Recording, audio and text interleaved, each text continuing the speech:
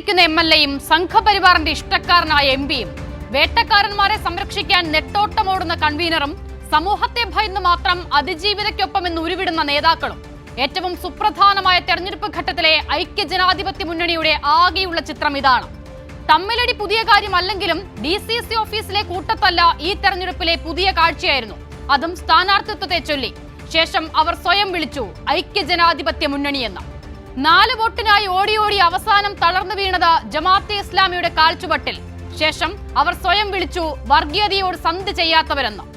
സമാനതകളില്ലാത്ത ദുരിതം നേരിട്ട മനുഷ്യരെ പറ്റിക്കാവുന്നതിന്റെ അങ്ങേയറ്റം പറ്റിച്ച ശേഷം തെരഞ്ഞെടുപ്പിന്റെ തലേനാൾ വീടിനായുള്ള ഭൂമിക്ക് അഡ്വാൻസ് കൊടുത്തുവന്ന പുതിയ തട്ടിപ്പുമായി ഇറങ്ങിയിട്ടുണ്ടവർ. എന്നാൽ യാഥാർത്ഥ്യം തിരിച്ചറിഞ്ഞ ആ ജനത ദുരിത സമയത്ത് ചേർത്ത് നിർത്തിയവരുടെ കൈ പിടിച്ചിട്ടുണ്ട് ഇന്ന്. ക്ഷേമ പെൻഷൻ മുതൽ ലൈഫ് മിഷനെ വരെ ആക്ഷേപിച്ച് വയനാട്ടിലെ ദുരിതബാധിതരെയും പറ്റിച്ച ശേഷം അവർ സ്വയം വിളിച്ചു ജനസേവകരെന്ന്. എങ്ങനെയും അധികാരം പിടിക്കാനായി നാടിനെ പിന്നിൽ നിന്ന് കുത്തിയവർക്കുള്ള ജനങ്ങളുടെ മറുപടിയാണിനി. ജനാധിപത്യത്തിന്റെ ഏറ്റവും ശക്തിയേറിയ ആയുധം കൊണ്ട് നാടിനെ വഞ്ചിച്ചവർക്കുള്ള വിധിയെഴുത്ത്. ഇനി ചർച്ചയിൽ അതിഥികളായി ചേരുന്നവർ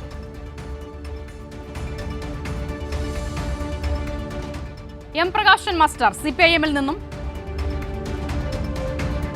കോൺഗ്രസിൽ നിന്നും പ്രൊഫസർ റോണി കെ ബേബി, M. ജയചന്ദ്രൻ മുതിർന്ന മാധ്യമ പ്രവർത്തകൻ എന്നിവരാണ്. ആദ്യം ഞാൻ റോണി കെ ബേബിയിലേക്ക് പോകുകയാണ്. പ്രൊഫസർ റോണി കെ ബേബി, 2ാം ഘട്ട തെരഞ്ഞെടുപ്പിന്റെ തലേ ദിവസമാണ് ഈ ചർച്ച എന്നതുള്ളത് കൊണ്ട് തന്നെ സ്വാഭാവികമായും വയനാട് ഉൾപ്പെടെയുള്ള ജില്ലകൾ തെരഞ്ഞെടുപ്പിനെ നേരിടുന്ന ഘട്ടത്തിലായിരിക്കണം T. സിദ്ദീഖ് എന്ന കോൺഗ്രസിന്റെ ഏറ്റവും പ്രധാനപ്പെട്ട നേതാവ്. വയനാട്ടിൽ കോൺഗ്രസ് പ്രഖ്യാപിച്ച വീടുകൾക്കുള്ള സ്ഥലം ഏറ്റെടുത്തുവെന്നും അഡ്വാൻസ് നൽകിയെന്നും ഒരു പ്രതികരണം വന്നത് കണ്ടു. എന്താണ് അതിന്റെ യാഥാർത്ഥ്യം? അതിന്റെ അകത്ത് T. സിദ്ദീഖ് ബഹുമാനപ്പെട്ട MLA പറഞ്ഞതിന്റെ അകത്ത് യാഥാർത്ഥ്യം എന്താണ് ചോദിക്കേണ്ട കാര്യമില്ല. കാരണം അത് വസ്തുത തന്നെയാണ്. കാരണം എന്തുകൊണ്ടാണ് ഈ വയനാട് ദുരിതാശ്വാസ പദ്ധതി അവിടെ ഇപ്പോൾ ദുരന്തം നടന്നിട്ട് 1 വർഷം പിന്നിട്ട് കഴിഞ്ഞിരിക്കുന്നു. എവിടെയാണ് ഇത് പാളിപ്പോയത് എന്ന് വളരെ വ്യക്തമാണ്. സംസ്ഥാന സർക്കാരിന്റെ അനാസ്ഥ. ഞങ്ങള് ആ വയനാട് ദുരന്തം ഉണ്ടായപ്പോൾ KPCC എടുത്ത നിലപാട്, കോൺഗ്രസ് എടുത്ത നിലപാട്, സർക്കാർ ഭൂമി കണ്ടെത്തിയാൽ ഞങ്ങള് ഇത്ര വീട് വെച്ച് നൽകുവാൻ ഞങ്ങൾ തയ്യാറാണ്. ഞങ്ങൾ ആ സ്റ്റാൻഡിൽ തന്നെ കൃത്യമായി അന്നും ഇന്നും ഞങ്ങൾ ഉറച്ചു നിൽക്കുക. ഞങ്ങളുടെ നിലപാടിനകത്ത് ഒരു മാറ്റവും ഞങ്ങൾ വരുത്തിയിട്ടില്ല. കാരണം നമുക്കറിയാം, ഇവിടെ ഭൂമി കണ്ടെത്തുക എന്നുള്ളതാണ് ഏറ്റവും ശ്രമകരമായ കാരണം. കാരണം കേരളത്തിലെ ഭൂമി വില വളരെയധികം കൂടുതലാണ്. ഇപ്പോഴും നമുക്കറിയാം അതിനകത്തുള്ളൊരു പ്രായോഗിക ബുദ്ധിമുട്ട്. സർക്കാരിനാണെങ്കിൽ ഒരുപാട് എളുപ്പമാർഗങ്ങളുണ്ട്. കാരണം വയനാട് ജില്ലയിൽ നമുക്കറിയാം അന്യാധീനപ്പെട്ടു പോയ ഒരുപാട് സർക്കാർ ഭൂമി ഈ അനധികൃത കമ്പനികളൊക്കെ കൈവശം വെച്ചിരിക്കുന്ന ഭൂമി. കാരണം ഡോക്ടർ MG രാജമാണിക്യം കമ്മീഷൻ, ബഹുമാനപ്പെട്ട ഉമ്മൻചാണ്ടി മുഖ്യമന്ത്രി ആയിരുന്നപ്പോൾ അപ്പോയിന്റ് ചെയ്ത ഡോക്ടർ MG രാജമാണിക്യം കമ്മീഷൻ വയനാടിൽ ഉൾപ്പെടെ അവിടെ കൃത്യമായി തന്നെ ഐഡന്റിഫൈ ചെയ്തിട്ടുണ്ട്. പല എസ്റ്റേറ്റുകളും അത് പാട്ട കാലാവധി കഴിഞ്ഞ ഭൂമിയാണ്, അത് സർക്കാരിന്റെ ഭൂമിയാണ്. അപ്പോൾ ഞങ്ങൾ കൃത്യമായി എടുത്ത നിലപാട്, ഭൂമി ഐഡന്റിഫൈ ചെയ്താൽ ഞങ്ങൾ വീട് വെച്ച് നൽകുവാൻ തയ്യാറാണ്. പിന്നെ ഒരു കാര്യം കൃത്യമായി ഞങ്ങൾക്ക് ചോദിക്കാനുണ്ട്. കർണാടക, കാരണം ഇവിടെ നിങ്ങൾ കോൺഗ്രസിനെതിരെ ആരോപണം ഉന്നയിക്കുമ്പോൾ നമ്മുടെ സർക്കാർ എന്ത് ചെയ്തു എന്നത് വളരെ പ്രസക്തമായ കാര്യമാണ്.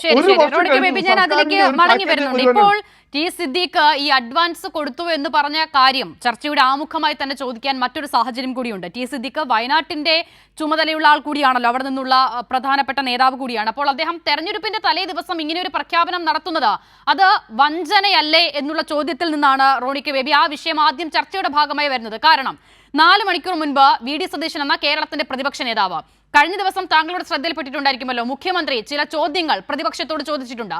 അതിൽ ഈ മുണ്ടക്കൈ ചൂരൽമലയിലെ കോൺഗ്രസിന്റെ ഭവന നിർമ്മാണം അടക്കമുള്ള വിഷയങ്ങൾ ചോദ്യമായി ഉന്നയിച്ചിരുന്നു. അതിന് പ്രതിപക്ഷ നേതാവിന്റെ മറുപടി അദ്ദേഹം ഫേസ്ബുക്കിലൂടെ നൽകി. അതിൽ ഈ മുണ്ടക്കൈ ചൂരൽമലയിലെ കോൺഗ്രസിന്റെ ഭവന നിർമ്മാണവുമായി ബന്ധപ്പെട്ട വിഷയത്തിൽ 4 മണിക്കൂർ മുൻപ് പ്രതിപക്ഷ നേതാവ് കുറിച്ച വരി ഇങ്ങനെയാണ്. അതായത്, വീട് നിർമ്മാണത്തിനായി ഞങ്ങൾ 3 സ്ഥലങ്ങൾ കണ്ടെത്തിയിട്ടുണ്ട്. കോൺഗ്രസ് നിയമപ്രശ്നങ്ങൾ ഇല്ലാത്ത സ്ഥലം ഏതെന്ന് തീരുമാനിച്ചാൽ ഉടൻ നിർമ്മാണം ആരംഭിക്കും. അതായത് 4 മണിക്കൂർ മുൻപ് വരെ കോൺഗ്രസ് കണ്ടെത്തിയ 3 സ്ഥലങ്ങളിൽ ഏതിലാണ് നിയമപ്രശ്നം ഇല്ലാത്തത് എന്ന് കോൺഗ്രസിന് തീരുമാനിക്കാനായിട്ടില്ല. അങ്ങനെ നിയമപ്രശ്നം ഇല്ലാത്ത സ്ഥലം അന്തിമമായാൽ അവിടെ വീട് നിർമ്മാണം ആരംഭിക്കുമെന്ന് 4 മണിക്കൂർ മുൻപ് പ്രതിപക്ഷ നേതാവ് പറയുമ്പോൾ ഏത് ഭൂമിക്ക് അഡ്വാൻസ് കൊടുത്ത കഥയാണ് T. സിദ്ദീഖ് പറയുന്നത്? 4 മണിക്കൂർ കൊണ്ട് ഈ 3 ഭൂമിയുടെയും എല്ലാ പ്രശ്നങ്ങളും മനസ്സിലാക്കി അഡ്വാൻസ് കൊടുത്തു എന്നാണോ, അതോ ഈ 3 ഭൂമിക്കും അഡ്വാൻസ് കൊടുത്തു വെച്ചിട്ടുണ്ടെന്നാണോ? അസിത ചോദിച്ച ചോദ്യത്തിനോട് എനിക്ക് രണ്ട് പിന്നെ മറുപടി പറയാനുണ്ട്. ഒന്ന്, അസിത ആദ്യം ചോദിച്ചു, ഞങ്ങൾ അതിനകത്ത് തെരഞ്ഞെടുപ്പിന് തൊട്ട് തലേദിവസം ഞങ്ങൾ വഞ്ചനാപരമായ ഒരു നിലപാടാണോ സ്വീകരിച്ചത്? അപ്പോൾ ഞാൻ തിരിച്ചങ്ങോട്ട് ചോദിക്കട്ടെ, ഇന്നത്തെ പത്രങ്ങളിലും ഇന്നും ഇന്നലെയൊക്കെ ആയിട്ട് പത്രങ്ങളിൽ വലിയ വെണ്ടക്ക അക്ഷരത്തിൽ വാർത്തയുണ്ട്. അവിടെ വയനാട് ഈ പറയുന്ന മുണ്ടക്കൈ ചൂരൽമല പ്രദേശങ്ങളിൽ നിരവധി ആളുകൾ കോൺഗ്രസ് വിട്ട് CPM-ൽ ചേർന്നു, കോൺഗ്രസ് വാഗ്ദാനങ്ങൾ പാലിക്കുന്നതിൽ പരാജയപ്പെട്ടു, അതുകൊണ്ടാണ് CPM-ൽ ചേർന്നത് എന്ന് വലിയ വാർത്തയുണ്ട്. പക്ഷെ ഇന്ന് ആ ചേർന്ന ആളുകൾ തന്നെ അവരുടെ പിന്നെ പ്രസ്താവന തോന്നുന്നു. അവരെന്താ പറഞ്ഞത്? ഞങ്ങൾക്ക് വീട് നൽകാം എന്ന് പറഞ്ഞുകൊണ്ട് ഞങ്ങളെ CPM-ന്റെ ഓഫീസിലേക്ക് കൊണ്ടുപോയി. ഞങ്ങൾ ആരും CPM-ൽ ചേർന്നിട്ടില്ല, ഞങ്ങളെ വഞ്ചിക്കുകയാണ് ചെയ്തത്. ഇവിടെ ഈ തെരഞ്ഞെടുപ്പിന് തലേ ദിവസം ഒരു ഇലക്ഷൻ സ്റ്റണ്ട് ഉണ്ടാക്കാൻ വേണ്ടി നിങ്ങൾക്ക് ഇതാ വീടെല്ലാം റെഡി ആയിരിക്കുന്നു, നിങ്ങൾ ചില പത്രങ്ങളിൽ ഒപ്പുവെച്ചാൽ മതി എന്ന് പറഞ്ഞുകൊണ്ട് ഞങ്ങളെ CPM-ന്റെ ഓഫീസിൽ കൊണ്ടുപോയി. അങ്ങനെ ഞങ്ങളെ വഞ്ചിക്കുകയാണ് CPM ചെയ്തത് എന്ന് പറഞ്ഞിട്ടുണ്ട്. അപ്പോൾ ഇവിടെ ടി സിദ്ദിഖ് വഞ്ചിച്ചു എന്ന് ഇവിടെ പറയുമ്പോൾ ഈ യാഥാർത്ഥ്യം ഞാൻ ആ പ്രതികരണത്തിലേക്ക് അടക്കം വരും. പ്രൊഫസർ ഇന്നത് കൈരളി വളരെ കാര്യമായിട്ട് അല്ല, ഞാൻ പോകുകയില്ല. കാരണം താങ്കൾ ഇപ്പോൾ പറഞ്ഞത് തെറ്റിദ്ധരിപ്പിക്കുന്ന പ്രസ്താവനയാണ്. ഒരുപാട് ആളുകൾ കാണുകയാണല്ലോ. ഇന്ന് കൈരളി വളരെ വിപുലമായി തന്നെ ആ നടപടിക്രമങ്ങൾ ഒന്നാകെ കവർ ചെയ്തിരുന്നു. അതിൽ ആളുകൾ ഇപ്പോൾ താങ്കൾ പറഞ്ഞ ജനങ്ങളുടെ പ്രതികരണം ഞങ്ങളുടെ പക്കലുണ്ട്. അല്പസമയത്തിനകം ഞാനത് കേൾപ്പിക്കാം. അപ്പോൾ അതിലേക്ക് വരാം.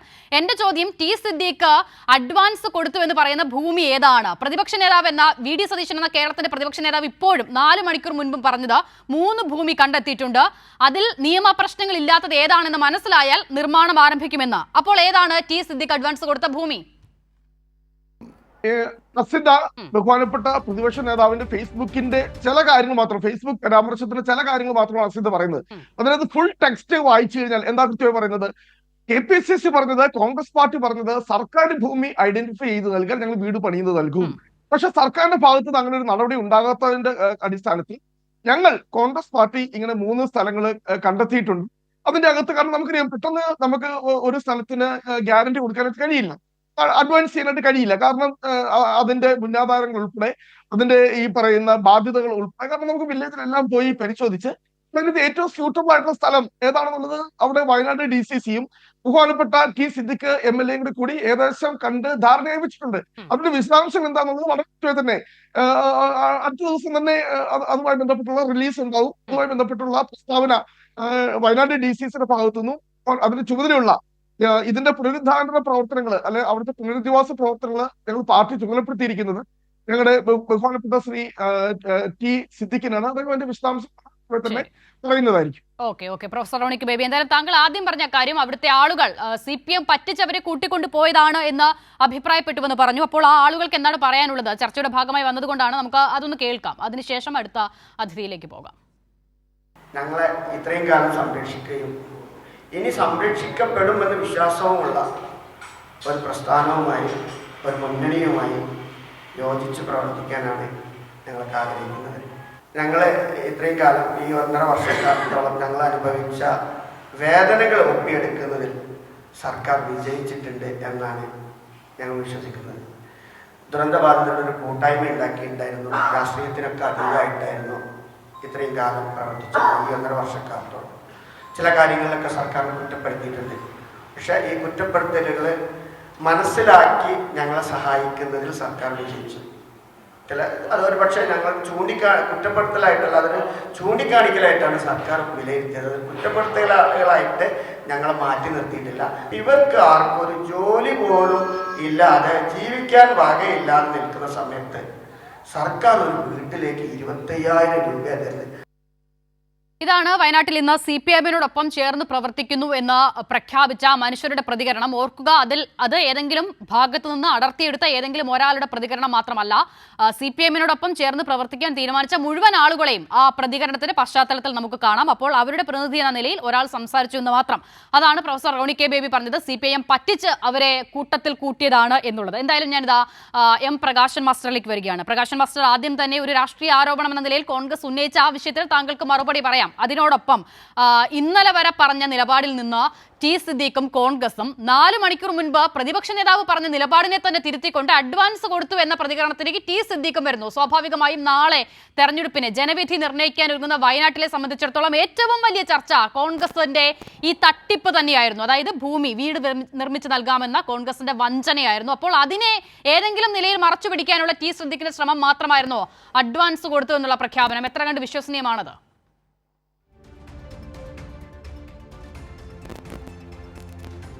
കോൺഗ്രസിനെ കൃത്യമായിട്ട് അറിയുന്ന ആർക്കും തെരഞ്ഞെടുപ്പ് കാലത്ത് ആളുകളെ വഞ്ചിക്കുന്നതിന് അവർ സ്വീകരിക്കുന്ന നിലപാടുകൾ അറിയാത്തതല്ല.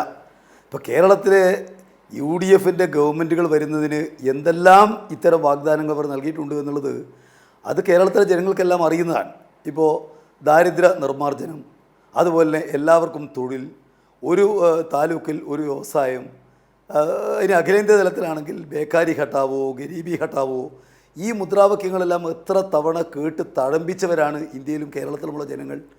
തെരഞ്ഞെടുപ്പുകളുടെ കാലത്ത് വാഗ്ദാനങ്ങൾ മുന്നോട്ടേക്ക് വെക്കുക, അത് ലംഘിക്കുക, അത് കോൺഗ്രസിൻ്റെ സ്ഥിരം പരിപാടിയാണ്. ഇവിടെ കേരളത്തിൻ്റെ ചരിത്രത്തിൽ ആദ്യമായിട്ട് വെക്കുന്ന വാഗ്ദാനങ്ങൾ നടപ്പിലാക്കേണ്ടതാണ് എന്ന് ആദ്യമായി തെളിയിച്ച ഗവൺമെൻറ് LDFൻ്റെ ഗവൺമെൻറ്റാണ്. ഓരോ വർഷവും തങ്ങൾ വെച്ച വാഗ്ദാനങ്ങളുടെ മേലെ പ്രോഗ്രസ് റിപ്പോർട്ട് പ്രസിദ്ധീകരിച്ച് ജനങ്ങളോടുള്ള ഉത്തരവാദിത്തം കാണിച്ച ഗവൺമെൻറ് LDFൻ്റെ ഗവൺമെൻറ്റാണ്. ഇവിടെ ഇപ്പോൾ സിദ്ദിഖ് പറയുന്ന കാര്യങ്ങൾ എന്തുകൊണ്ട് പ്രതിപക്ഷ നേതാവ് അറിയുന്നില്ല, കോൺഗ്രസിനെ മറ്റാരും അറിയുന്നില്ല? അപ്പോൾ സിദ്ദിഖ് പറഞ്ഞിരിക്കുന്ന കാര്യങ്ങൾ ആളുകളെ തെരഞ്ഞെടുപ്പിൽ തെറ്റിദ്ധരിപ്പിക്കാനാണ് എന്നുള്ള കാര്യം പകൽ വെളിച്ചം പോലെ വ്യക്തമാണ്. മാത്രമല്ല, മുണ്ടക്കൈ ദുരന്തത്തിനകത്തുള്ള മൗലികമായ പ്രശ്നം എന്താ? ഇപ്പോൾ രാജ്യത്തിൻ്റെ ചരിത്രത്തിൽ ഈ ആളുകളെ 1.5 വർഷക്കാലത്തോളം സംരക്ഷിക്കാൻ, അവർക്ക് ജോലി കൊടുക്കാൻ, താമസിക്കാൻ വീട് കൊടുക്കാൻ, ഭക്ഷണം കൊടുക്കാൻ, അവരെ സംരക്ഷിക്കാൻ ഇത്രയേറെ ശ്രമം നടത്തിയിട്ടുള്ള മറ്റൊരു ഗവൺമെൻറ്റിനെ ഇന്ത്യയിൽ ചൂണ്ടിക്കാട്ടാനാവില്ല. എന്നാൽ ഇത്രമാത്രം കടുത്ത അവഗണന ഇത്തരം ഒരു ദുരന്തത്തോട് കാണിച്ച ഒരു ഗവൺമെൻറ് ഇന്ത്യ രാജ്യത്ത് പറയില്ല. ഇപ്പോൾ നരേന്ദ്രമോദി ഗവൺമെൻറ് ഇക്കാര്യത്തിൽ കാണിച്ച സമീപനം നമുക്കെല്ലാവർക്കും അറിയുന്നതാണ്. ആ സമീപനത്തെ ഗൗരവമായി അപലപിക്കാനോ ഇത് ചെയ്യുന്നത് കടുത്ത അന്യായമാണ് കേരളത്തോട് എന്ന് പറയാനോ അല്ല UDFൻ്റെ ആളുകൾ എല്ലാ സന്ദർഭങ്ങളും തയ്യാറായതെന്നുള്ളത് നമുക്കറിയാം. ഇവിടെ ഇപ്പോൾ ആയിരക്കണക്കിന് ആളുകൾക്ക് ദുരന്തങ്ങളൊന്നും ഇല്ലാതെ വീടെടുത്തു കൊടുത്തൊരു പാർട്ടിയാണ് CPIM. കഴിഞ്ഞ ദിവസം അതിൻ്റെ കണക്കുകളെല്ലാം പ്രസിദ്ധീകരിക്കപ്പെട്ടിട്ടുണ്ട്. അങ്ങനെ എന്തെങ്കിലും ഒരു കാര്യം അവകാശപ്പെടാൻ കോൺഗ്രസിന് സാധിക്കുന്നുണ്ടോ?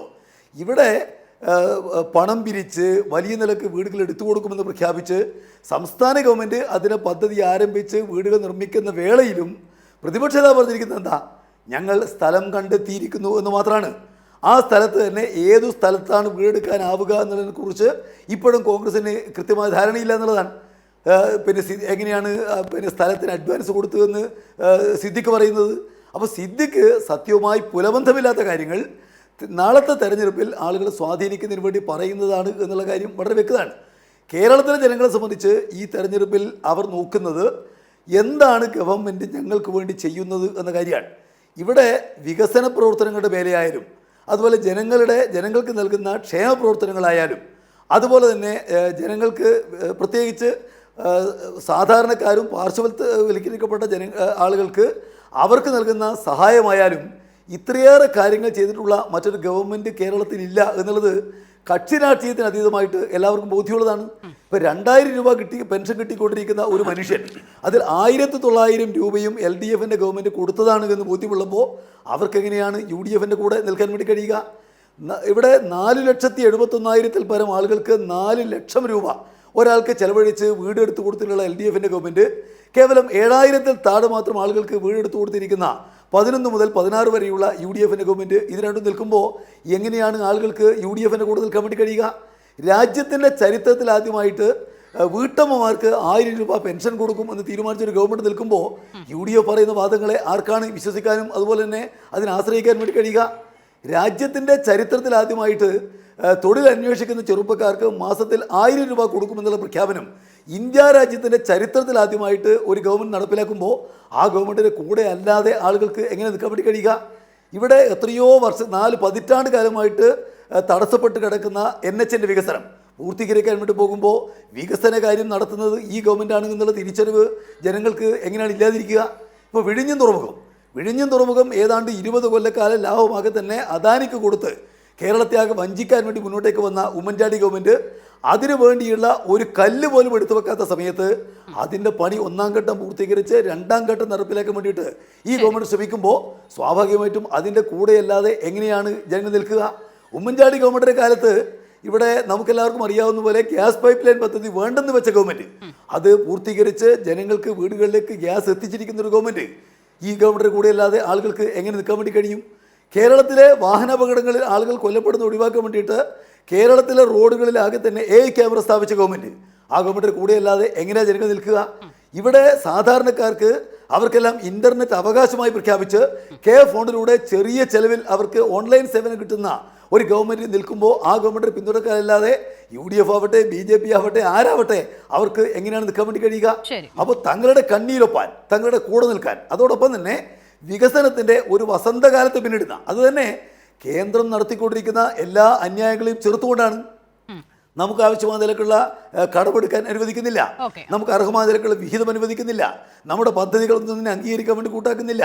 നമ്മളോട് ശത്രുതാപരമായ നിലപാട് സ്വീകരിച്ച് കേന്ദ്ര ഗവൺമെൻറ്റിൻ്റെ കയ്യിലുള്ള ഭരണഘടനാ സ്ഥാപനങ്ങളെ പോലും നിർലജ്ജം ഈ ഗവൺമെൻറ്റിനെതിരായിട്ട് രാഷ്ട്രീയ ശത്രുക്കളെ പോലും ഉപയോഗിക്കുന്ന ഒരു ഗവൺമെൻറ് അല്ലേ ഇന്ത്യയിൽ നിൽക്കുന്നത്? അതിപ്പോൾ ED സംബന്ധിച്ച് നമുക്കറിയാം, CBI സംബന്ധിച്ച് നമുക്കറിയാം, ഗവർണർമാരൊക്കെ ഉപയോഗിക്കുന്ന നമുക്കറിയാം. അതിനെല്ലാം ആരുടേതാണ് പിന്തുണ? 19 MP കേന്ദ്രത്തിൽ നിന്ന് ഈ BJP നടപടികൾക്കെല്ലാം പിന്തുണ പ്രഖ്യാപിക്കുകയാണ്. ഇവിടെ ആവട്ടെ പ്രതിപക്ഷം സമ്പൂർണ്ണമായിട്ട് BJPയും കോൺഗ്രസും അതുപോലെ ലീഗും എല്ലാം ചേർന്ന് ഈ അന്യായത്തിനെല്ലാം കൂട്ടുനിൽക്കുകയാണ്. അപ്പം അങ്ങനെ വരുമ്പോൾ തങ്ങളുടെ ബന്ധുവേത്, തങ്ങളുടെ ശത്രുവേത് എന്ന് കൃത്യമായിട്ട് നല്ല വിദ്യാഭ്യാസമുള്ള കേരള ജനതയ്ക്ക് തിരിച്ചറിയാൻ കഴിയും. അതുകൊണ്ട് തന്നെ ആളുകൾ വഞ്ചിക്കാനുള്ള UDFൻ്റെ കോൺഗ്രസിൻ്റെ ശ്രമങ്ങൾ ഒരു കാരണവശാലും വിലപ്പോകാൻ പോകുന്നില്ല എന്നുള്ളതാണ് കേരളം കാണാൻ വേണ്ടി പോകുന്നത്. ശരി, ശ്രീ M ജയചന്ദ്രൻ, ഒരു തെരഞ്ഞെടുപ്പിന്റെ തലേ ദിവസമാണ് T സിദ്ദീഖി പ്രസ്താവന നടത്തുന്നത് എന്നതുകൊണ്ട് തന്നെ അതിന് ഒരുപാട് രാഷ്ട്രീയ മാനങ്ങളും സാധാരണക്കാരെ സംബന്ധിച്ചിടത്തോളം അവരുടെ ജീവിതവുമായി ചേർന്ന് നിൽക്കുന്ന വിഷയമാണ്. ആ നിലയിലുള്ള പ്രാധാന്യവുമുണ്ട്. 4 മണിക്കൂറിന് മുൻപ് പ്രതിപക്ഷ നേതാവ് അറിഞ്ഞിട്ടില്ലാത്ത കാര്യം T സിദ്ദീഖ് എങ്ങനെ അഡ്വാൻസ് നൽകി എന്നുള്ളത് ഒന്നാമത്തെ ചോദ്യം. 2, ഞാൻ മുൻപ് ഉദ്ധരിച്ച പ്രതിപക്ഷ നേതാവ് VD സതീശന്റെ ഫേസ്ബുക്ക് പോസ്റ്റിൽ മുഖ്യമന്ത്രിക്കുള്ള മറുപടി എന്നാണ് അദ്ദേഹം പറഞ്ഞ് ഒരുപാട് കാര്യങ്ങൾ അക്കമിട്ട് നിർത്തുന്നതിൽ ഉമ്മൻചാണ്ടി സർക്കാരിന്റെ കാലത്ത് 4.5 ലക്ഷത്തിലേറെ വീടുകൾ നിർമ്മിച്ചു നൽകി എന്നൊരു പൊള്ളയായ അവകാശവാദം വീണ്ടും VD സതീശൻ ആവർത്തിക്കുന്നുണ്ട്. UDF സർക്കാരിന്റെ കാലത്ത് ഏറ്റവും അവസാന സമ്മേളനത്തിൽ 2016 ഫെബ്രുവരി 24-ാം തീയതി ഈ വിഷയം സഭയിലേക്ക് വരികയും 3 ചോദ്യങ്ങളാണ് ഈ വിഷയവുമായി ബന്ധപ്പെട്ട്. 1, കഴിഞ്ഞ 5 വർഷത്തിനുള്ളിൽ എത്ര പേർക്ക് സർക്കാർ പദ്ധതികളിലൂടെ പാർപ്പിടം നൽകി? ഇപ്പോഴും പാർപ്പിടമില്ലാത്ത കുടുംബങ്ങൾ എത്ര?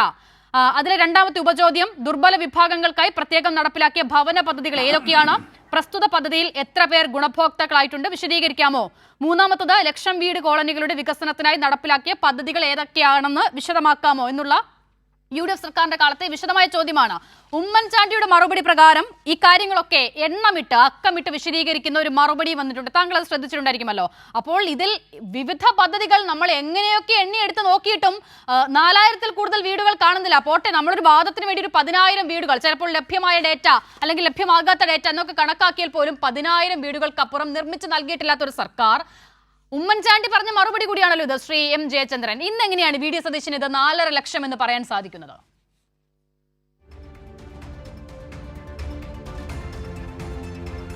അല്ല, പിന്നെ അസിത, ഈ കേസിൽ ഇപ്പോൾ താങ്കൾ തുടക്കത്തിൽ ചോദിച്ച് പിന്നെ സിദ്ദീഖിൻ്റെ പ്രശ്നം മുതൽ ഇപ്പോൾ പറഞ്ഞ VD സതീശൻ്റെ പ്രശ്നം വരെയുള്ള കാര്യങ്ങളിൽ നിന്ന് നമുക്ക് പെട്ടെന്ന് ബോധ്യപ്പെടുന്ന അല്ലെങ്കിൽ ഗ്രഹിച്ചെടുക്കാവുന്ന ഒരു കാര്യമെന്ന് പറഞ്ഞാൽ സംഗതി കൈവിട്ടു പോയി കോൺഗ്രസിൻ്റെ നിന്ന് UDFൻ്റെ നിന്ന് എന്നുള്ളത് വ്യക്തമായി ബോധ്യപ്പെട്ടിരിക്കുന്നു.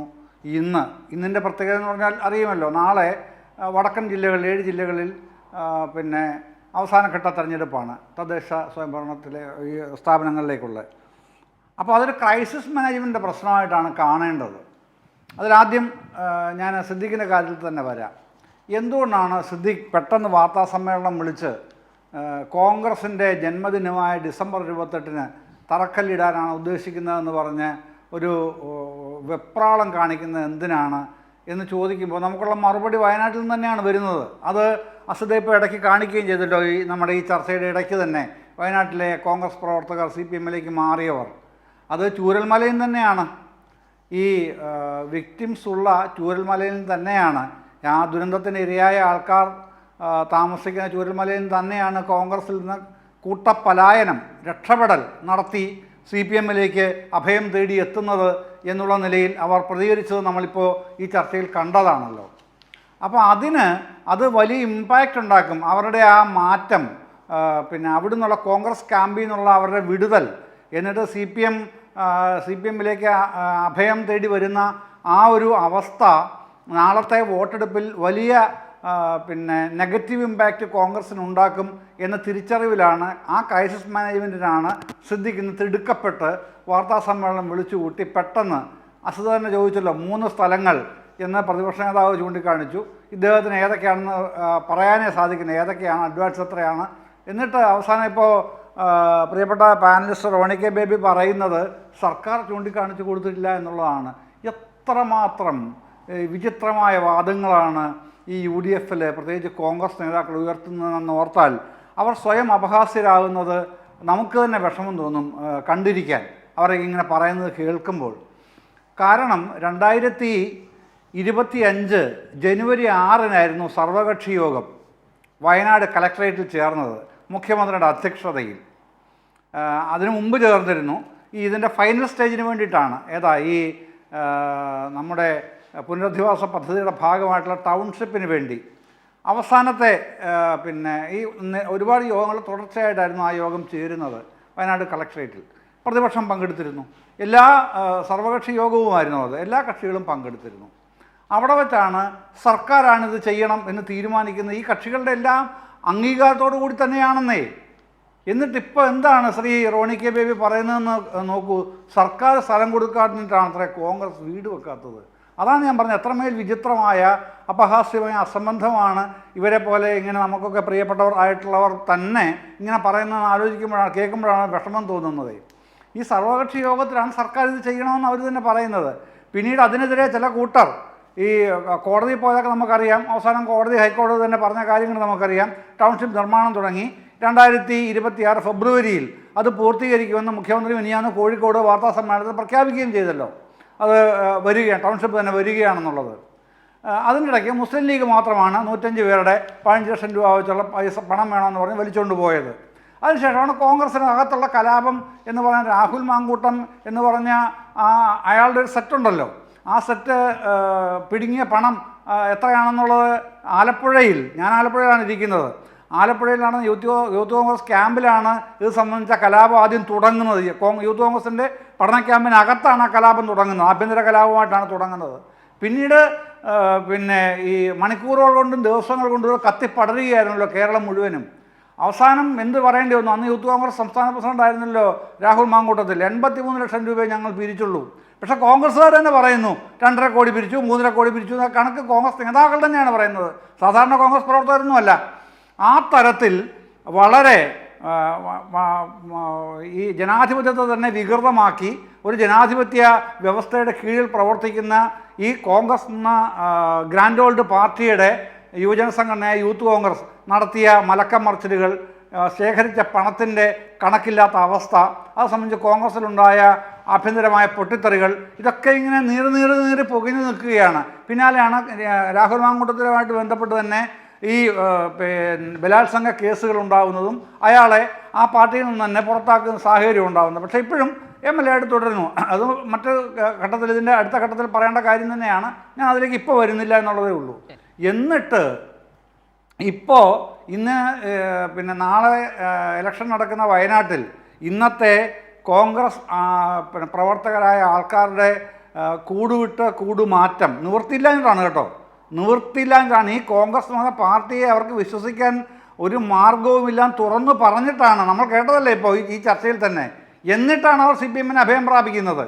അതവർക്ക് തിരിച്ചടിയാകുമെന്ന് ഭയന്നാണ് പെട്ടെന്ന് തട്ടിക്കൂട്ടിയ ഒരു വാർത്താ സമ്മേളനം സിദ്ദിഖ് വിളിക്കുന്നതും ഈ തരത്തിൽ കാര്യങ്ങൾ അവതരിപ്പിക്കാൻ വൃഥാ പരിശ്രമിച്ചതും. ആ പരിശ്രമം കൊണ്ട് എന്തെങ്കിലും പ്രയോജനം ഉണ്ടായോ? കൂടുതൽ തിരിച്ചടിക്കുകയല്ലാതെ ഒന്നുമില്ല. ഏതെങ്കിലും മാധ്യമം സിദ്ദിഖിനെ ഒന്ന് അപ്ഹോൾഡ് ചെയ്യാൻ തയ്യാറായോ? സിദ്ദിഖ് പറയുന്നത് വസ്തുതയുണ്ട് എന്ന് ഒരു വാർത്തയിലെങ്കിലും ഒരു ബ്രേക്കിംഗ് ന്യൂസായിട്ട് കൊടുക്കാനോ അല്ലെങ്കിൽ ഒരു 2 മിനിറ്റ് ചർച്ച നടത്താനോ മറ്റേതെങ്കിലും കോൺഗ്രസിനെ ഈ നിലവിട്ട് പിന്തുണയ്ക്കുന്ന ഇലക്ട്രോണിക് ചാനലുകൾ, ഇലക്ട്രോണിക് മീഡിയ ഉൾപ്പെടെയുള്ള ആരെങ്കിലും തയ്യാറായോ? ഇല്ലല്ലോ. എന്തുകൊണ്ടാണ്? അവർക്കറിയാം ഇതാണ് കാര്യം. ഈ നട്ടാക്കുരുക്കാത്ത നുണകളും പറഞ്ഞ് വയനാട്ടുകാരടുത്തേക്ക് ചെന്നാൽ ഈ മാധ്യമങ്ങളുടെ വിശ്വാസ്യത നഷ്ടപ്പെടുന്നുള്ള അവർക്കറിയാം. അതുകൊണ്ടാണ് ആരും ഇത് പിന്തുണയ്ക്കാത്തത്. അത്തരത്തിലുള്ള കാര്യങ്ങൾ പറയുന്നതിനിടയ്ക്കേക്കാണ് താങ്കൾ ചോദിച്ച സതീശൻ്റെ പ്രസ്താവന വരുന്നത്. ഞാനപ്പോൾ ഇത് അസിത അത് പറഞ്ഞപ്പോൾ, ആ കണക്ക് പറഞ്ഞപ്പോൾ ഞാൻ ആലോചിച്ചെന്താണെന്നറിയാമോ? നേരത്തെ ഒരു വിദ്വാൻ 1 മാസം മുമ്പാണ് നിങ്ങൾ പറയുന്നത്, LDF പറയുന്നത് 5 ലക്ഷത്തിനടുത്ത് വീട് വെച്ചു കൊടുത്തു എന്നൊക്കെയാണല്ലോ പറയുന്നത്. ഞങ്ങൾ ഉമ്മൻചാണ്ടി സർക്കാർ 5.25 ലക്ഷം വീടാണ് വെച്ചു കൊടുത്തത്. ഒരു ചർച്ചയെ പറയുകയാണ്. ഞാൻ കൂടെ പങ്കെടുത്താണ് ചർച്ച. അതുകൊണ്ടാണ് എനിക്ക് ഈ ചർച്ചയിൽ ഒരാളങ്ങനെ പറയുമ്പോൾ നമ്മൾ ചിരിച്ചാൽ പരിഹസിച്ചിരിക്കുകയാണെന്ന് തോന്നുമല്ലോ എന്നുള്ളതുകൊണ്ട് ഞാൻ ചിരിച്ചില്ല എന്നുള്ളതേ ഉള്ളൂ. അങ്ങനെ പറയാൻ അവർക്ക് യാതൊരു മടിയുമില്ല. പക്ഷേ കണക്കുകൾ ഇപ്പോൾ പുറത്തു വന്നിട്ടുണ്ട്. എന്താണ് വസ്തുത എന്നുള്ളത്? ഇത് കാണിക്കുന്നത് എന്താണ് അസിത? ഇതെന്താണ് കാണിക്കുന്നത്? ഇത് ഡൗൺ ട്രോഡൻ എന്ന് നമ്മൾ സാധാരണ പറയുന്ന ദുർബല ജനവിഭാഗങ്ങൾ, ഈ ദുർബല ജനവിഭാഗങ്ങളെ ചേർത്ത് പിടിക്കുന്ന നിരവധി പദ്ധതികൾ ഈ കഴിഞ്ഞ 5 വർഷക്കാലത്തിനിടയ്ക്ക് തദ്ദേശ സ്വയംഭരണ സ്ഥാപനങ്ങൾ വഴി ലൈഫ് പദ്ധതി അങ്ങനെയാണ് നടപ്പിലായി എന്നുള്ളത് ഇവർക്ക് അസഹനീയമാണ് എന്നുള്ളത് മാത്രമല്ല, ഇവർക്ക് അതിനോട് പൊരുത്തപ്പെടാനേ കഴിയുന്നില്ല. അത്രയും ഈ അസഹിഷ്ണുതയാണ് ഈ പ്രവർത്തനങ്ങളോട്, ഈ ദുർബല ജനവിഭാഗങ്ങൾക്ക് ഇങ്ങനെ സ്വന്തം കിടപ്പാടം ഉണ്ടാകുന്നതിനോട് ഈ കോൺഗ്രസ് നേതൃത്വം, കോൺഗ്രസ് പ്രവർത്തകരെന്ന് ഞാൻ പറയില്ല കേട്ടോ, കോൺഗ്രസ് നേതൃത്വം, KPCC, അതിൻ്റെ വിവിധ ശ്രേണികളിലുള്ള നേതാക്കൾ, ഉത്തരവാദിത്തപ്പെട്ട നേതാക്കൾ, പ്രാദേശിക തലം വരെയുള്ളവർ ഇങ്ങനെ നുണ തന്നെ നിരന്തരം ആവർത്തിച്ചുകൊണ്ടേയിരിക്കുന്നത്. പക്ഷേ അനുഭവസ്ഥർക്കറിയാം, മുഖ്യമന്ത്രി തന്നെ പറയുന്നത് പോലെ വികസനത്തിൻ്റെ സ്വാദ് അവരനുഭവിക്കുകയാണ്. അത് വെച്ചുകൊണ്ടാണ് അവർ തങ്ങളുടെ കഴിഞ്ഞ 5 വർഷക്കാലത്ത് തദ്ദേശ സ്വയംഭരണ വകുപ്പ് എന്താണ് തങ്ങൾക്ക് നൽകിയത്, തങ്ങളുടെ വാർഡിൽ തങ്ങൾക്ക് ചുറ്റും എന്ത് വികസനമാണ്, എന്ത് ക്ഷേമപ്രവർത്തനങ്ങളാണ് ഈ തദ്ദേശ ഭരണ സ്ഥാപനങ്ങൾ വഴി ഈ സർക്കാർ നടത്തിയത് എന്നവർ അനുഭവിക്കുകയാണ്. അതിൻ്റെ അടിസ്ഥാനത്തിലാണ് ഈ മിനിഞ്ഞാന്ന് 7 ജില്ലകൾ വോട്ട് ചെയ്തത്. അതിൻ്റെ അടിസ്ഥാനത്തിൽ തന്നെയാണ് 4-7 ജില്ലകൾ വോട്ട് ചെയ്യാൻ പോകുന്നത്. അതല്ലാതെ കോൺഗ്രസ്സുകാർ ഉണ്ടാക്കാൻ ശ്രമിച്ച ചില ഈ കുൽസിത വിവാദങ്ങളുണ്ടല്ലോ, ഈ കുൽസിത വിവാദങ്ങളൊന്നും ജനങ്ങളിൽ ഏശിയിട്ടില്ല എന്നുള്ളത് കോൺഗ്രസ് നേതൃത്വം തിരിച്ചറിഞ്ഞു കഴിഞ്ഞു.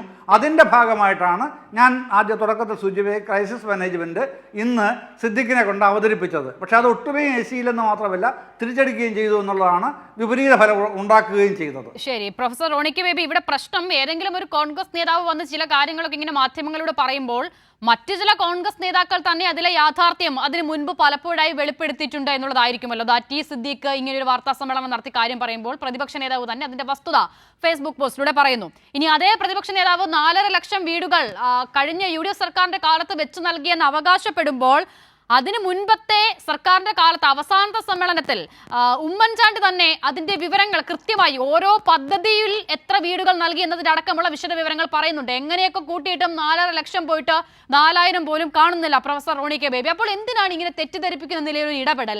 നിങ്ങളിപ്പോൾ തെരഞ്ഞെടുപ്പിന്റെ ആദ്യഘട്ടത്തിൽ ജമാഅത്തെ ഇസ്ലാമിയിലായിരുന്നു പൂർണ്ണമായും വിശ്വാസം അർപ്പിച്ചിരുന്നത്, പിന്തുണ തേടിയിരുന്നത്. വലിയ പ്രതിഷേധം എല്ലാ കോണുകളിൽ നിന്നും ഉണ്ടായത്. കാരശ്ശേരി മാഷിനെ പോലുള്ളവർ പോലും കോൺഗ്രസിനെ ആ വിഷയത്തിൽ വിമർശിക്കുന്നു. അപ്പോൾ ഇങ്ങനെ ഒരു അങ്കലാപ്പാണോ ഈ നിലയിൽ തെറ്റിദ്ധരിപ്പിക്കുന്ന കാര്യങ്ങളിലേക്ക് മാറാൻ കാരണം?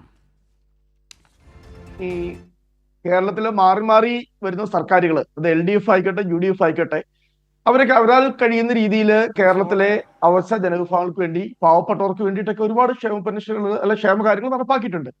പക്ഷെ നമ്മളുണ്ടല്ലോ ഈ ഭൂതകാലം മറക്കരുത് ഒരിക്കലും.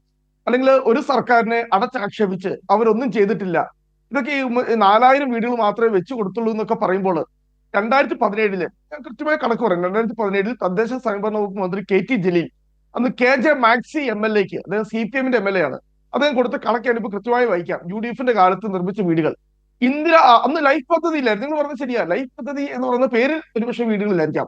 ഇന്ദിര ആവാസ് യോജന 2,37,938, ഗ്രാമവികസനം സ്പിൽ ഓവറായി 91,929, പട്ടികവർഗത്തിന് നൽകിയത് 38,309, പട്ടികജാതി 24,141, മത്സ്യത്തൊഴിലാളി പദ്ധതി പ്രകാരം 19,212, മുനിസിപ്പാലിറ്റികൾ 12,938, കോർപ്പറേഷൻ 12,815, ആകെ 4,37,282. നമ്മൾ ഈ ഒരുപാട് അല്ലെങ്കിൽ ഈ കേരളത്തിന്റെ മുഴുവൻ കാര്യങ്ങളിലും ഈ ഇടതുപക്ഷം നടത്തുന്ന ഒരു നുണപ്രചരണമുണ്ട്, CPM നടത്തുന്ന നുണപ്രചരണം. ബഹുമാനപ്പെട്ട താങ്കൾ പറഞ്ഞതുപോലെ ആളുകൾക്ക് അങ്ങനെ വീട് വെച്ച് കൊടുക്കുന്നു എന്നുള്ളതിനോട് നമുക്കും വളരെ തുറന്ന സമീപനമാണ് കേട്ടോ. പക്ഷേ ഈ കണക്കുകളിലെ പ്രശ്നം, ഇപ്പോൾ താങ്കൾ ഈ ചൂണ്ടിക്കാണിച്ച കാര്യം 2017 ഞാൻ 2016 24/2/2016 നക്ഷത്ര ചിഹ്നം ഇടാത്ത ചോദ്യം നമ്പർ 3204 ഉമ്മൻചാണ്ടി കൊടുത്ത മറുപടിയാണ്. ഞാനും സഭാരേഖയെ ഉദ്ധരിച്ചാണ് പറയുന്നത്. അപ്പോൾ ഈ മറുപടിയിൽ 2016 ഫെബ്രുവരി മാസം 24-ാം തീയതി ഉമ്മൻചാണ്ടി എന്തായാലും താങ്കൾ പറഞ്ഞ കാര്യം അറിഞ്ഞിട്ടില്ല. ചുരുങ്ങിയ പക്ഷം അങ്ങനെയെങ്കിലും കരുതണമല്ലോ. ഞാൻ ഇത് ബഹുമാനപ്പെട്ട ശ്രീ ഉമ്മൻചാണ്ടി സാറിന്റെ സ്റ്റേറ്റ്മെന്റ് തന്നെയാണ് ഞാൻ വായിച്ചത്. പിന്നെ 2016 ഇപ്പോൾ അക്ഷിത പറയുന്ന കണക്ക്, അത് PRD ഡിപ്പാർട്ട്മെന്റിന് വന്ന പ്രിന്റിംഗ് മിസ്റ്റേക്ക് ആണെന്ന് പിന്നീട് അതിന്റെ അകത്ത് ക്ലാരിഫിക്കേഷൻ വന്നു. നമ്മൾ ഈ ക്ലാരിഫിക്കേഷൻസ് ഒന്നും പരിഗണിക്കാതെ ഈ പറഞ്ഞ എവിടെയോ ഒരു കണക്ക് വന്നു എന്ന് പറഞ്ഞ് നമ്മൾ ഉദ്ധരിക്കുമ്പോൾ ഒരു വസ്തുതകൾ ഇപ്പോൾ PRDയുടെ പ്രിന്റിംഗ് മിസ്റ്റേക്ക് എന്നൊക്കെ താങ്കൾ പറയുമ്പോൾ ഈ കണക്കുകളിൽ വൈരുദ്ധ്യം എത്രയാണ്? നിങ്ങൾ 4.5 പറയുന്നിടത്താണ് ഉമ്മൻചാണ്ടി മുഖ്യമന്ത്രിയായിരുന്നു 4000 വീടുകളുടെ എണ്ണം പറയുമ്പോൾ അദ്ദേഹത്തിന് തന്നെ ഇപ്പോൾ ബോധ്യമില്ലേ? നമ്മൾക്കിന്ന് സ്വയം തോന്നുന്നില്ലേ 4000 വീടാണോ ഈ സർക്കാർ ഈ കാലയളവിൽ വെച്ച് കൊടുത്തതാണ്? അദ്ദേഹത്തിന് അന്നത്തെ സംശയമില്ലായിരുന്നു. എന്റെ ഓർമ്മ ശരിയാണെങ്കിൽ പിന്നീട് ഉമ്മൻചാണ്ടിയുടെ തന്നെ സാന്നിധ്യത്തിൽ LDF സർക്കാർ അധികാരത്തിൽ വന്ന ശേഷം ഈ ഡേറ്റ വീണ്ടും സഭയിൽ വരുന്നുണ്ട്. ഉമ്മൻചാണ്ടി ഇത് നിഷേധിക്കുകയും ചെയ്തിട്ടില്ല കേട്ടോ. ഇത് 2020 മാർച്ച് 3-ാം തീയതി 2020 മാർച്ച് 3-ാം തീയതി ബഹുമാനപ്പെട്ട ഉമ്മൻചാണ്ടി സാറ് നിയമസഭയിൽ നൽകിയ മറുപടി പ്രകാരമുള്ള കണക്കുകളാണ് ഞാൻ ഇതിനകത്ത് വായിച്ചത്. അതിൽ തന്നെ പിണറായി വിജയൻ സർക്കാർ പറഞ്ഞ കാര്യം അദ്ദേഹം പറയുന്നുണ്ട്. പിണറായി വിജയൻ സർക്കാരിന്റെ കാലത്ത് അതായത് കൃത്യമായി പറയുന്നുണ്ട്, 2ാം ഘട്ടം ഈ സർക്കാർ അനുവദിച്ചത് 48,759. കൃത്യമായി അദ്ദേഹം 2020 വരെയുള്ള കണക്കാണ് പറഞ്ഞത്. അതിൽ 2011 മുതൽ 2016 വരെയുള്ള ബഹുമാനപ്പെട്ട ഉമ്മൻചാണ്ടി സർക്കാരിന്റെ കാലത്ത് നിർമ്മിച്ച വീടുകളും 2020 ഈ പിണറായി വിജയൻ 1ാം പിണറായി വിജയൻ സർക്കാരിന്റെ കാലത്ത് നിർമ്മിച്ച വീടുകളും കൃത്യമായി അദ്ദേഹം 2020 ശേഷം ഒരു CPM നേതാവും കൗണ്ടർ ചെയ്തിട്ടില്ല. ഇതിനകത്ത് ഇപ്പോൾ അസിത ചൂണ്ടിക്കാണിച്ചോളൂ. ഞാൻ പറഞ്ഞല്ലോ, നമുക്ക് സത്യത്തെ സത്യമായിട്ട് അംഗീകരിക്കണം. അല്ലാതെ അത് 4 ലക്ഷം എന്നുള്ളത് എവിടെയും ഒരു ഡിജിറ്റ് വിട്ടുപോയതാണ് ഈ 4000 എന്ന് പറയുന്നത്. ഇതിന്റെ ക്ലാരിഫിക്കേഷൻ PRD ഡിപ്പാർട്ട്മെന്റ് തന്നെ നൽകിയിട്ടുണ്ട്. 4 ലക്ഷം ഇതിന്റെ അകത്ത് അതാണ് ഈ 4000 എന്നുള്ളത്. ഒരു ഡിജിറ്റ് എവിടെയോ വിട്ടുപോയതാണ് യാഥാർത്ഥ്യം. ഇവിടെ പ്രകാശ് മാസ്റ്റർ ഒരു കാര്യം പറയുന്നത് ഇങ്ങനെ ഒരു ഡിജിറ്റ് വിട്ടുപോകാൻ അത് പൂർണ്ണമായ ഒരു സംഖ്യ അല്ല എന്നുള്ളത് താങ്കൾ ഓർക്കുക. ഞാൻ ഈ ഉദ്ധരിക്കുന്ന സഭാരേഖ എന്റെ കയ്യിലുണ്ട്, അതിന്റെ പ്രിന്റ്. ഈ സഭാരേഖയിലും ഓരോ വിഭാഗത്തിലായി എത്ര വീടുകൾ എന്നത് കൃത്യമാണ്. അപ്പോൾ അങ്ങനെ ഒരു ഡിജിറ്റ് വിട്ടുപോയാൽ ലക്ഷത്തിന്റെ എണ്ണം തന്നെ മാറാവുന്ന നിലയിലല്ല കേട്ടോ ഈ നിയമസഭാരേഖയുടെ മറുപടിയും. അത് തന്നെ എന്നോട് കൃത്യമായി പറഞ്ഞല്ലോ. 4,37,282 കൃത്യമായി പറയാം. അല്ല 4.5 ലക്ഷം എന്ന് ഞാൻ റൗണ്ട് ചെയ്തല്ല പറയുന്നത്. 4,37,282. ഇത് വിവാദമായപ്പോൾ അല്ലെ ഈ 2016 അദ്ദേഹത്തിന്റെ മറുപടി ഇങ്ങനെ തെറ്റിദ്ധരിപ്പിക്കുന്ന രീതിയിൽ വിവാദമായപ്പോൾ അദ്ദേഹം തന്നെ നൽകിയ കൃത്യമായ നല്ല ക്ലാരിഫിക്കേഷനാണ്. അതിന് കൃത്യമായ ഒരു മറുപടി, അല്ലെങ്കിൽ അത് തെറ്റാണെന്നോ ഉമ്മൻചാണ്ടി സാറ് പറഞ്ഞത് തെറ്റാണെന്നോ അതിനുശേഷം ഒരു CPM നേതാവ് ഔദ്യോഗികമായി ഇപ്പോൾ നമ്മളിങ്ങനെ ചാനൽ ചർച്ചകൾക്ക് വരുമ്പോൾ ഉമ്മൻചാണ്ടി അവർക്ക് ആക്ഷേപിക്കാൻ വേണ്ടി ആ സർക്കാർ ഇന്ന് ചെയ്തില്ല എന്ന് പറയാൻ വേണ്ടി ഇവിടെ ബഹുമാനപ്പെട്ട കാശൻ മാസ്റ്റർ പറഞ്ഞു 2016 പിണറായി വിജയൻ സർക്കാർ വന്നതിന് ശേഷമാണ് 1,000-1,500 രൂപ ഒറ്റയടിക്ക് ഈ ജനങ്ങളുടെ കയ്യിലേക്ക് വന്നത്. പക്ഷെ 2016 മുമ്പ് എങ്ങനെയാണ് ക്ഷേമ പെൻഷൻ? കാരണം 4-5 കാറ്റഗറി ആയിട്ടാണ് അതെല്ലാം ഒന്നിപ്പിക്കുകയാണ് ഈ 2016 ശ്രീ പിണറായി വിജയൻ സർക്കാർ വന്നതിന് ശേഷിക്കുന്നത്. അതിന്റെ അർത്ഥം എന്ന് പറയുന്നത് ഉമ്മൻചാണ്ടിയുടെ കാലത്ത് ഇവിടെ ക്ഷേമ പെൻഷൻ നൽകിയില്ലെന്നോ 1 രൂപ പോലും നൽകിയില്ലെന്നുള്ള 75 വയസ്സിന് മുകളിലുള്ള ആളുകൾക്ക് ഇന്നും 1,500 രൂപയുടെ മുകളിലുണ്ടായിരുന്നു വാർദ്ധക്യകാല പെൻഷൻ. 75 വയസ്സിന് മുകളിലുള്ളവർക്ക് 1,500 രൂപ അന്ന് നൽകുന്നുണ്ടായിരുന്നു. പക്ഷെ പിണറായി വിജയൻ സർക്കാർ ചെയ്തത് ഈ 4-5 കാറ്റഗറിയായി നൽകിയിരുന്നത് എല്ലാം ഒന്നിച്ച് 1,500 രൂപയാക്കി നൽകിയിരിക്കുന്നത്. അല്ലെങ്കിൽ 2016 മുമ്പ് ഒരാൾക്ക് തന്നെ 3-4 കാറ്റഗറി ആയിട്ട് ഈ എമൗണ്ട് കിട്ടുന്നുണ്ടായിരുന്നു. പക്ഷെ ഒന്നിച്ച് ഈ ക്ഷേമ പെൻഷൻ എന്ന ഒറ്റപ്പെടലായിരുന്നില്ല. അത് ചിലപ്പോൾ വിധവാ പെൻഷൻ ആവാം, വാർദ്ധക്യകാല പെൻഷൻ ആവാം, അങ്ങനെ അല്ലെങ്കിൽ ആ രീതിയിൽ അല്ലെങ്കിൽ വൈകല്യങ്ങൾ ബാധിച്ച രീതിയിലാവാം പല കാറ്റഗറി ആയിട്ട് നൽകിയിരുന്നു. ഞാൻ പറഞ്ഞു വരുന്നത് നമുക്ക് അല്ലെങ്കിൽ ഇപ്പോൾ അവിടെ അദ്ദേഹം വളരെ ആവേശത്തിന് പറയുന്നുണ്ട് വിഴിഞ്ഞ പദ്ധതി. അങ്ങനെ സത്യം ഞാൻ ഒരൊറ്റ കാര്യം ഞാൻ വെല്ലുവിളിക്കാം. ഈ പിണറായി വിജയൻ സർക്കാർ വന്നതിന് ശേഷം അപ്പോയിന്റ് ചെയ്തുള്ള ജസ്റ്റിസ് രാമചന്ദ്രൻ നായർ കമ്മീഷൻ, നിങ്ങൾ എന്തുകൊണ്ട് ജസ്റ്റിസ് രാമചന്ദ്രൻ നായർ കമ്മീഷന്റെ റിപ്പോർട്ട് കഴിഞ്ഞിട്ട് അന്നെന്താ പറഞ്ഞത് 4,000 കോടി രൂപയുടെ പദ്ധതിക്ക് 6,000 കോടി രൂപ അഴിമതി പറഞ്ഞാരാ? ഇന്ന് CPM സംസ്ഥാന സെക്രട്ടറി ആയിരുന്ന ഇന്ന് കേരളത്തിൽ മുഖ്യമന്ത്രി പിണറായി വിജയനാണ്. അങ്ങ് വലിയ ആവേശത്തോടെ പറയുന്നുണ്ട് ഗെയിൽ പൈപ്പ് ഈ പറയുന്ന ഗ്യാസ് പദ്ധതിയെ കുറിച്ച്. ഇത് ഭൂമിക്കടിയിലെ വലിയ ബോംബാണെന്ന് പറഞ്ഞത് ഇന്ന് കേരള മന്ത്രിസഭയിലുള്ള മന്ത്രിയല്ലേ പറഞ്ഞത്. ഇന്ന് ഈ 2011 മുതൽ 2016 വരെ ഞങ്ങൾ നടപ്പാക്കിയ എത്രയോ വികസന പദ്ധതികൾ അതിനെയൊക്കെ അട്ടിമറിക്കാൻ വേണ്ടി വലിയ സമരം നടത്തിയവർ ഈ വിഴിഞ്ഞ പദ്ധതി എന്ത് ന്യായീകരണം CPM നൽകാൻ പറ്റും? ഇന്ന് ഉമ്മൻചാണ്ടി ഉമ്മൻചാണ്ടി ഒരു കല്ല് പോലും ഇട്ടില്ലെന്നാ പറയുന്നത്. ഇന്ന് ഉമ്മൻചാണ്ടി സർക്കാർ എത്രയോ സമഫലമായിട്ടാണ് എന്നാ വിഴിഞ്ഞ പദ്ധതി അട്ടിമറിക്കാൻ വേണ്ടി വളരെ വ്യക്തമല്ലേ. പക്ഷെ ഞങ്ങളുടെ ഭാഗത്തുനിന്ന് അങ്ങനെ ഏതെങ്കിലും ഒരു വികസന പദ്ധതിക്കെതിരെ തരത്തിലുള്ള സമര ഞങ്ങൾ കേരളത്തിന്റെ കാര്യത്തിൽ ഞങ്ങൾ കൃത്യമായി അതിനകത്ത് നിലപാടുണ്ട്. ഇത് എന്ന് പറയുന്നത് വികസനമല്ല, അത് വലിയ അഴിമതിക്ക് അതുകൊണ്ടാണ് സർക്കാർ ഉപേക്ഷിച്ച് പോയത് കേരളയിൽ പദ്ധതി. കേരളയിൽ വരും കേട്ടോ എന്നുള്ള ഒരു പ്രസ്താവന അല്ലാതെ ആ പദ്ധതിക്ക് മുന്നോട്ട് പോകാൻ സർക്കാരിന് വരെ കഴിയുന്നില്ല എന്നുള്ളതാണ് യാഥാർത്ഥ്യം. അപ്പോൾ ഞാൻ പറഞ്ഞു വരുന്നത് നമ്മൾ ഒരു മുന്നണിയെ ഒരു രാഷ്ട്രീയ പാർട്ടിയോ അടച്ചാക്ഷേപിക്കുന്നു. വയനാടിന്റെ കാര്യം പറയട്ടെ, ഇവിടെ ഈ വയനാട് ദുരിതാശ്വാസ പ്രവർത്തനം അല്ലെങ്കിൽ അവിടെ പുനരധിവാസം നടത്താനുള്ള ധാരണ ഉത്തരവാദിത്തം നിങ്ങൾ ഈ സർക്കാർ സത്യസന്ധമായി ജനങ്ങൾക്ക് ഒരു വൈറ്റ് പേപ്പർ ധവളപത്രം പുറത്തിരിക്കെ നിങ്ങൾ എന്ത് ചെയ്തു? ഈ 774 കോടി രൂപ സർക്കാർ നൽകിയ പണം പോലും നിങ്ങൾക്ക് ഒരു വീട് വെച്ചു കൊടുക്കാൻ കഴിയും. അന്ന് കർണാടക സർക്കാര് ദുരിതാശ്വാസ നിധിയിലേക്ക് പണം നൽകിയതാണ്. വീട് വെച്ചു കൊടുക്കുക, സ്പോൺസർ ചെയ്യുന്നു. നിങ്ങൾ എത്ര വീട് വെച്ചു കൊടുത്തു? കോൺഗ്രസ് പുറത്ത് കുതിര കയറുന്നതിന് പകരം നിങ്ങളാണ് ഔദ്യോഗിക സംവിധാനം, ഗവൺമെന്റ് എന്ന് പറയുന്ന ഒരു വലിയ മെഷീനറി നൽകിയ. ഇത് കഴിഞ്ഞിട്ടേ കോൺഗ്രസ് എന്ന് പറയുന്ന പാർട്ടിയുള്ളൂ. നിങ്ങൾ ഈ ജനങ്ങൾക്ക് വേണ്ടി എന്ത് ചെയ്തു എന്നുള്ള സത്യസന്ധമായി വയനാട്ടിലെ ജനങ്ങൾക്ക് അറിയുക. ശരി. എം പ്രകാശ് മാസ്റ്റർ, അപ്പോൾ നിങ്ങൾ പ്രഖ്യാപിച്ച വീടുകൾ അത് എവിടം വരെ എത്തി എന്നുള്ളത് വിശദീകരിക്കാനുള്ള സമയം കൂടിയാണ്. മാത്രമല്ല പ്രൊഫസർ റോണി കെ ബേബി അദ്ദേഹത്തിന്റെ ഉത്തമമായ ബോധ്യത്തിന്റെ അടിസ്ഥാനത്തിലായിരിക്കണം ആ കണക്കുകൾ സംബന്ധിച്ച് വീണ്ടും തർക്കത്തിലേക്ക് പോകുന്നത്. പക്ഷേ എന്റെ കയ്യിലുള്ള ഡേറ്റകൾ പ്രകാരം ഒരു അക്കം മാറിപ്പോയാൽ ലക്ഷങ്ങളുടെ മാറ്റം വരാവുന്ന രീതിയിലുള്ളൊരു നിയമസഭാ മറുപടി അല്ല ഇത്. വളരെ വ്യക്തമായി തന്നെ ഓരോ വിഭാഗത്തിലും നോക്കൂ, 2015-16 വർഷത്തിൽ 1500 വീടുകൾ നിർമ്മിക്കുന്നതിന് അനുമതി നൽകി എന്നത് പ്രകാരം അത് അക്ഷരത്തിൽ കൂടി ഇക്കാര്യങ്ങൾ വിശദീകരിക്കുന്നുണ്ട്. മറ്റൊരു കാര്യം, ലക്ഷം വീടുമായി ബന്ധപ്പെട്ട ലക്ഷം വീട് കോളനികളുടെ വികസനത്തിനായി ഭവന നിർമ്മാണ ബോർഡ് പ്രത്യേകമായി പദ്ധതികളൊന്നും നടപ്പിലാക്കുന്നില്ല എന്നതുൾപ്പെടെ വിശദമായൊരു മറുപടിയാണ്. അപ്പോൾ ഇത് ഒരക്കം മാറിപ്പോയാൽ സംഖ്യയാകെ മാറാവുന്ന കണക്കല്ല ഇത് എന്നത് ഒന്നാമത്തെ കാര്യം. രണ്ടാമത് പ്രൊഫസർ റോണി കെ ബേബി അവസാന ഭാഗത്ത് പറഞ്ഞതാണ്, എനിക്കിത് വളരെ വ്യക്തമായിട്ടില്ല, അദ്ദേഹത്തിന്റെ ശബ്ദത്തിൽ ചെറിയ പ്രശ്നങ്ങൾ ഉള്ളത് കൊണ്ട്. എന്തായാലും അത് വയനാട്ടിൽ CPM സർക്കാർ നിർമ്മിക്കുന്ന വീടുകളുമായി ബന്ധപ്പെടുത്തിയാണ്. കർണാടക സർക്കാർ വാഗ്ദാനം ചെയ്ത കാര്യത്തിൽ ഉൾപ്പെടെയാണെന്ന് തോന്നുന്നു അദ്ദേഹം പറയാൻ ശ്രമിച്ചത്. ശ്രീ എം പ്രകാശൻ ആ തുക ഓൾറെഡി വന്നു കഴിഞ്ഞു, ആ പണം ഓൾറെഡി നൽകി കഴിഞ്ഞു. കർണാടക സർക്കാർ വാഗ്ദാനം ചെയ്ത പണം ഓൾറെഡി നൽകി കഴിഞ്ഞു. പക്ഷെ അവിടെ പോലെ ഒരു വീട് വെക്കാനായിട്ട് സർക്കാരിന് കഴിയുന്നില്ല. ശ്രീ റോണി കെ ബേബി, അവസാനം മുൻപ് താങ്കളുടെ ശബ്ദത്തിൽ ചെറിയ പ്രശ്നമുണ്ടായിരുന്നു, അതുകൊണ്ടാണ്. പറഞ്ഞോളൂ എം പ്രകാശൻ മാസ്റ്റർ. ഇവിടെ സിദ്ദിഖിന്റെ അതേ നിലവാരത്തിലാണ് റോണി കെ ബേബി എന്ന് മാത്രമേ ഈ പറയുന്നതിന് അർത്ഥമുള്ളൂ. സാധാരണഗതിയിൽ നിയമസഭയിൽ തെറ്റായ ഒരു ഉത്തരം പറഞ്ഞു കഴിഞ്ഞാൽ അതിനെതിരെ അവകാശ ലംഘനത്തിന് നോട്ടീസ് കൊടുക്കാൻ അധികാരമുണ്ട്. ഇതുവരെ അങ്ങനെ നോട്ടീസ് കൊടുത്തതായിട്ട് ആർക്കും അറിയില്ല. 2011 മുതൽ 16 വരെയുള്ള ഉമ്മൻചാണ്ടി ഗവൺമെൻറ്റിൻ്റെ കാലത്ത് എല്ലാ പദ്ധതികളും ചേർന്ന് നിർമ്മിച്ച വീടുകളുടെ എണ്ണമാണ് ഞാൻ നേരത്തെ പറഞ്ഞത് 7000 താഴെ. അതിനപ്പുറം ഒരു വീട് ആ ഗവൺമെൻറ്റിൻ്റെ കാലത്ത് നിർമ്മിച്ചിട്ടേ ഇല്ല. പിന്നീട് 2016 LDFിൻ്റെ ഗവൺമെൻറ് വന്നതിന് ശേഷമുള്ള നിരവധി നിയമസഭാ മറുപടികളിൽ ഈ കാര്യം വ്യക്തമായിട്ടുണ്ട്. അതുപോലെ തന്നെ ഉമ്മൻചാണ്ടി ഗവൺമെൻറ് വീട് കൊടുത്തത് എങ്ങനെയാണ്? അത് ഓരോ ഇപ്പോൾ തറക്കൊരു ഒരു പൈസ, ജിൻഡിലായാലും ഒരു പൈസ, മേൽക്കൂരയായാലും ഒരു പൈസ, അങ്ങനെയല്ലേ ഉണ്ടായിരുന്നത്. എന്നാൽ LDFിൻ്റെ ഗവൺമെൻറ് 4 ലക്ഷം രൂപക്ക് വീട് നിർമ്മിച്ച് അതിന് താക്കോൽ കൊടുക്കുകയാണ്. അങ്ങനെ ഒരു നില കേരളത്തിൽ ഏതെങ്കിലും കാലത്ത് ഉണ്ടായിട്ടുണ്ടോ? ശുദ്ധമായിട്ടുള്ള ഇപ്പോൾ വൈക്കം മുഹമ്മദ് ബഷീറിൻ്റെ പ്രസിദ്ധനായിട്ടൊരു കഥാപാത്രമുണ്ട്, എട്ടുകാലി മുമ്മൂഞ്ഞ്. എന്തെങ്കിലും അതിൻ്റെ പ്രത്യേകതകളെ സംബന്ധിച്ച് ഞാൻ പറയേണ്ടതില്ലല്ലോ. കോൺഗ്രസിൻ്റെ ആളുകൾ എട്ടുകാലി മമ്മൂഞ്ഞാകാൻ പാടില്ല എന്നുള്ളത് അവർ ഓർമ്മിക്കുന്ന നല്ലതാണ്. നിങ്ങളിപ്പോൾ പെൻഷനെ പറ്റി പറഞ്ഞല്ലോ, ഞാൻ ചോദിക്കട്ടെ, കേരളത്തിലുള്ള ഏതെങ്കിലും ഒരു പെൻഷൻ UDF അനുഭവിച്ചതാണ് എന്ന് പറയട്ടെ? കോൺഗ്രസ് അരനൂറ്റാണ്ട് കാലം ഭരിച്ച സ്റ്റേറ്റുകൾ ഇന്ത്യ രാജ്യത്തുണ്ട്, ഇപ്പോഴും ഭരിക്കുന്ന 4-5 സ്റ്റേറ്റ് ഉണ്ട്. എവിടെയെങ്കിലും ഈ കേരളത്തെ പോലെ പെൻഷൻ കൊടുക്കുന്നുവെന്ന് അവർ പറയട്ടെ?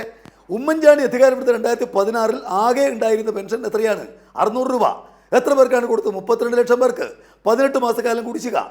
LDFിൻ്റെ ഗവൺമെൻറ് വന്ന് 600 1600 ആക്കി, 1600 2000 ആക്കി. അതുപോലെ തന്നെ 32 ലക്ഷം 62 ലക്ഷമാക്കി. നിങ്ങളുടെ 18 മാസക്കാലത്തെ കുടിശ്ശിക പൂർണ്ണമായി കൊടുത്തു തീർത്തു. ഇവിടെ ഞങ്ങളാണ് ഇക്കാര്യത്തിൽ മേന്മ എന്ന് പറയാൻ അസാമാന്യ ചർമ്മശക്തി ഉണ്ടെങ്കിൽ മാത്രമേ പറയാൻ വേണ്ടി കഴിയുള്ളൂ. അതുപോലെ തന്നെ ഏത് കാര്യത്തിലാണ് സമരം? ഇപ്പോൾ കേരളയിൽ ഇന്നലെ മുഖ്യമന്ത്രി പറഞ്ഞ കാര്യം നിങ്ങളുടെ ശ്രദ്ധയിലുണ്ട്. കേരളയിൽ തകർത്തത് കോൺഗ്രസും ജമാഅത്തെ ഇസ്ലാമിയും BJPയും എല്ലാം ചേർന്നാണ് എന്നുള്ള കാര്യം ബഹുമാനപ്പെട്ട മുഖ്യമന്ത്രി പരസ്യമായിട്ട് പറഞ്ഞിട്ടുണ്ട്. ഏത് വികസന കാര്യത്തിനാണ് പിന്നിട്ട് പോയ 9.5 കൊല്ലക്കാലമായിട്ട് കോൺഗ്രസ് പിന്തുണച്ചു എന്ന് പറയുന്ന ഒരൊറ്റ പ്രവർത്തനം പറയട്ടെ? AI ക്യാമറ സ്ഥാപിച്ചപ്പോൾ അതിനു മുമ്പിൽ ആരാണ് സമരം നടത്തിയത്? കേരളിൻ്റെ നാട്ടിയ കല്ലുകൾ പറിച്ചു കൊണ്ടുപോയത് ആരാണ്? വികസന പ്രവർത്തനങ്ങളിൽ ഇപ്പോൾ നമുക്കറിയില്ല, തുരങ്കപാത എതിർക്കാൻ ആരാ മുന്നോട്ടേക്ക് വന്നത്? ഏത് വികസന കാര്യമുണ്ടായാലും അതിനെ തടയുകയാണ് തങ്ങളുടെ ജോലി.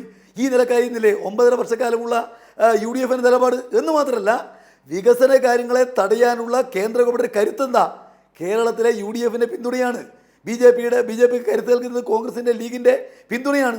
അപ്പോൾ ഈ കാര്യങ്ങൾ സംബന്ധിച്ചെല്ലാം പകൽ വെളിച്ചം പോലെ ആളുകൾ കൃത്യമായിട്ട് അറിയാം. നിങ്ങൾ നടത്തിയിരിക്കുന്ന വികസന കാര്യങ്ങളുടെ മേലെ വോട്ട് ചോദിക്കാൻ നിങ്ങൾക്ക് സാധിക്കുന്നില്ല. അതുകൊണ്ടാണല്ലോ ഈ കളവ് പറയേണ്ടി വരുന്നത്. ഒരു തെരഞ്ഞെടുപ്പിൻ്റെ കാലത്ത് കളവ് പറയേണ്ടി വരുന്ന കാര്യം എന്താ? ഇപ്പോൾ ഞാൻ ചോദിക്കട്ടെ, നിങ്ങൾ മുന്നോട്ടേക്ക് വെച്ച വാഗ്ദാനങ്ങളിൽ ആ വാഗ്ദാനങ്ങൾക്ക് എന്തെങ്കിലും ഒരു വില ഏതെങ്കിലും കാലത്ത് നിങ്ങൾ കൊടുത്തു എന്ന് പറയാൻ വേണ്ടി കഴിയുമോ? വിഴിഞ്ഞത്തെ കുറിച്ച് പറഞ്ഞു. ഞാൻ കൃത്യമായിട്ടാണ് പറഞ്ഞത്. വിഴിഞ്ഞം പദ്ധതിയിൽ നിങ്ങൾ ചെയ്തിരിക്കുന്ന ഏക കാര്യം കേരളത്തിൻ്റെ ഏറ്റവും വലിയ ഈ സമ്പത്ത് അദാനിക്ക് നൽകി. ഇപ്പോൾ കോടികൾ ലാഭം ഉണ്ടാക്കുന്നു വിഴിഞ്ഞം തുറമുഖം. അപ്പോൾ ഞാൻ ചോദിക്കട്ടെ, ഒരൊറ്റ പൈസ കേരളത്തിലെ ഖജനാവിലേക്ക് വരുന്നുണ്ടോ? ഇല്ല. ആരാണ് ഉത്തരവാദി? ഉമ്മൻചാണ്ടി ഗവൺമെൻറ്റാണ്. ഉമ്മൻചാണ്ടി ഗവൺമെൻറ് അദാനിക്ക് 20 കൊല്ലക്കാലം ഇതിൽ നിന്നുണ്ടാകുന്ന മുഴുവൻ ലാഭവും കൊടുക്കാൻ വേണ്ടി സമ്മതിച്ചു. നിങ്ങൾ അത് മാത്രമേ ചെയ്തുള്ളൂ. പണി ആരംഭിച്ചത് LDFൻ്റെ ഗവൺമെൻറ് വന്നതിന് ശേഷമാണ്. നിങ്ങൾ കാണാൻ വേണ്ടി കഴിയും ഈ കഴിഞ്ഞ ഒരു 5-6 കൊല്ലക്കാലം ഇത് പൂർത്തീകരിക്കുന്നതിന് മുമ്പ് എത്ര സമരം നടന്നു വിഴിഞ്ഞുമായി ബന്ധപ്പെട്ടുകൊണ്ട്. ആരാ പിന്നിൽ?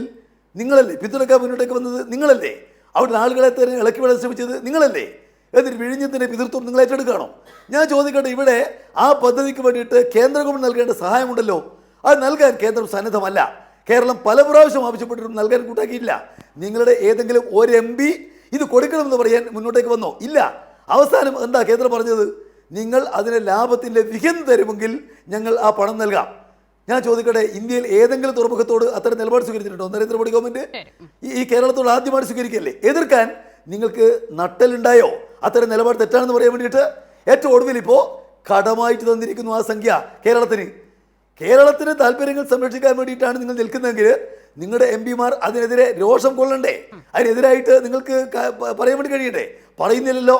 ഇപ്പോൾ NHൻ്റെ വികസനവുമായി ബന്ധപ്പെട്ട് മറ്റ് സംസ്ഥാനങ്ങൾക്കൊന്നും ഇല്ലാത്ത രൂപത്തിൽ NHൻ്റെ സ്ഥലമെടുപ്പിൽ 25% കേരളം തരണമെന്ന് ഈ കേരളത്തോട് മാത്രമായിട്ട് ആവശ്യപ്പെട്ടല്ലോ കേന്ദ്ര ഗവൺമെൻറ്. നിങ്ങൾക്ക് ആ കാര്യം സംബന്ധിച്ച് പറയാൻ എന്തെങ്കിലും വാക്കുകളുണ്ടായോ? അപ്പോൾ നിങ്ങൾക്ക് കേരളത്തിനെതിരെ എന്ത് നരേന്ദ്രമോദി ഗവൺമെൻറ് സ്വീകരിച്ചാലും ഇവിടെ കേരളത്തിൽ LDFനാണല്ലോ ഗവൺമെൻറ് എന്നുള്ളത് കൊണ്ട് അതിനെ പിന്തുണക്കാണ്. നിങ്ങൾ കേരള വിരുദ്ധമായ നിലപാടുകൾ സ്വീകരിക്കുകയാണ്. BJPക്ക് കേരള വിരുദ്ധമായ നിലപാട് സ്വീകരിക്കാനുള്ള ധൈര്യം UDF ആണ് എന്നുള്ള കാര്യം ആർക്കറിയാതിരിക്കുന്നത്? അതുകൊണ്ട് വികസനത്തെക്കുറിച്ചോ ജനക്ഷേമത്തെക്കുറിച്ചോ ഒന്നും നിങ്ങളുടെ ഒരു വീൺവാക്കുകളും കേരള ജനത കേൾക്കാൻ പോകുന്നില്ല. അവർക്ക് കൃത്യമായിട്ട് അനുഭവങ്ങളുണ്ട് ഈ കാര്യങ്ങളെല്ലാമുള്ള നിങ്ങളുടെ നിലപാട് എന്താണ് എന്നുള്ളത്. പിന്നെ വികസനവുമായി ബന്ധപ്പെട്ട് എന്തു പറയാനോട് നിങ്ങൾക്ക്? ഈ പിന്നിട്ട് പോയിട്ടുള്ള 2011 മുതൽ 16 വരെയുള്ള വികസന കാര്യങ്ങളെ സംബന്ധിച്ച് നിങ്ങൾക്ക് എന്താ പറയാനുള്ളത്? എന്നാൽ 16 മുതൽ ഈ 24 വരെയുള്ള കാലത്ത് ഉണ്ടായിരിക്കുന്ന വികസനം സമാനതകളില്ലാത്ത വികസനമാണ്.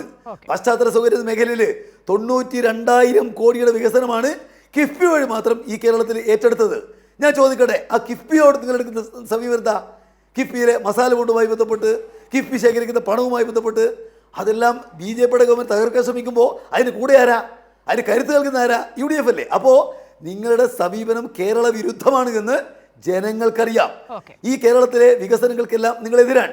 ഞാനിവിടെ പിന്നെ റോണിയോട് ചോദിക്കുന്നത്, ഈ പിന്നിട്ട് പോയ 9.5 കൊല്ലക്കാലം LDFൻ്റെ ഗവൺമെൻറ് ആവിഷ്കരിച്ച ഏതെങ്കിലും ഒരു പദ്ധതിയോട്, ജനകീയ പദ്ധതിയോട് അനുകൂലമായ നിലപാട് സ്വീകരിച്ചോ? കോൺഗ്രസ് പിന്തുണക്കാൻ നിങ്ങൾ മുന്നോട്ടേക്ക് വന്നോ? അതുപോലെ കേന്ദ്ര ഗവൺമെൻറ് കേരളത്തോട് കാണിക്കുന്ന അന്യായമായ നിലപാടുകളെ ഏതിനെങ്കിലും ചെറുക്കാൻ നിങ്ങൾ ഉണ്ടായില്ലല്ലോ. അപ്പോൾ ജനം എത്തിച്ചേരുന്ന നിഗമനം നിങ്ങൾ കേരള വിരുദ്ധരാണ് എന്നുള്ളതാണ്.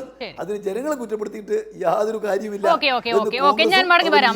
Prakashan master, M. ജയചന്ദ്രൻ, നോക്കൂ, വടക്കൻ ജില്ലകളിലെ തെരഞ്ഞെടുപ്പാണ് നാളെ നടക്കാനിരിക്കുന്നത്. സ്വാഭാവികമായും ഈ ജില്ലകളിൽ കൂടുതൽ ചർച്ച ചെയ്യാൻ സാധ്യതയുള്ള വിഷയങ്ങൾ കോൺഗ്രസിന്റെ ജമാഅത്തെ ഇസ്ലാമിയുമായി ബന്ധപ്പെട്ട വിഷയമാണ്. ഞാൻ മുൻപ് പറഞ്ഞതുപോലെ കാരശ്ശേരി മാഷ് അടക്കമുള്ള ആളുകൾ ഇങ്ങനെ പരസ്യമായി രംഗത്ത് വരണമെങ്കിൽ എത്ര വലിയൊരു ജനാധിപത്യ വിരുദ്ധ പ്രവർത്തനമാണ് കോൺഗ്രസ് ആ വിഷയത്തിൽ നടത്തിയിട്ടുള്ളത് എന്നത് നമുക്ക് ഊഹിക്കാവുന്നതേ ഉള്ളൂ. 2, രാഹുൽ മാങ്കൂട്ടത്തിൽ, പാലക്കാടാണ് അദ്ദേഹത്തിന്റെ വോട്ട്. അപ്പോൾ നാളെ ഇപ്പോൾ രാഹുൽ മാങ്കൂട്ടത്തിൽ വോട്ട് ചെയ്യാൻ വരും എന്നൊക്കെ ഇന്ന് ചില മാധ്യമങ്ങളൊക്കെ വാർത്ത നൽകുന്നതും കാണുകയാണ്. അപ്പോൾ ഇത്തരം വിഷയങ്ങളെ ട്വിസ്റ്റ് ചെയ്യാനൊരു ശ്രമമാണോ ഈ വൈകിയ വേളയിൽ, ഈ വൈകുന്നേരമൊക്കെ കോൺഗ്രസ് നടത്തിക്കൊണ്ടിരിക്കുന്നത്?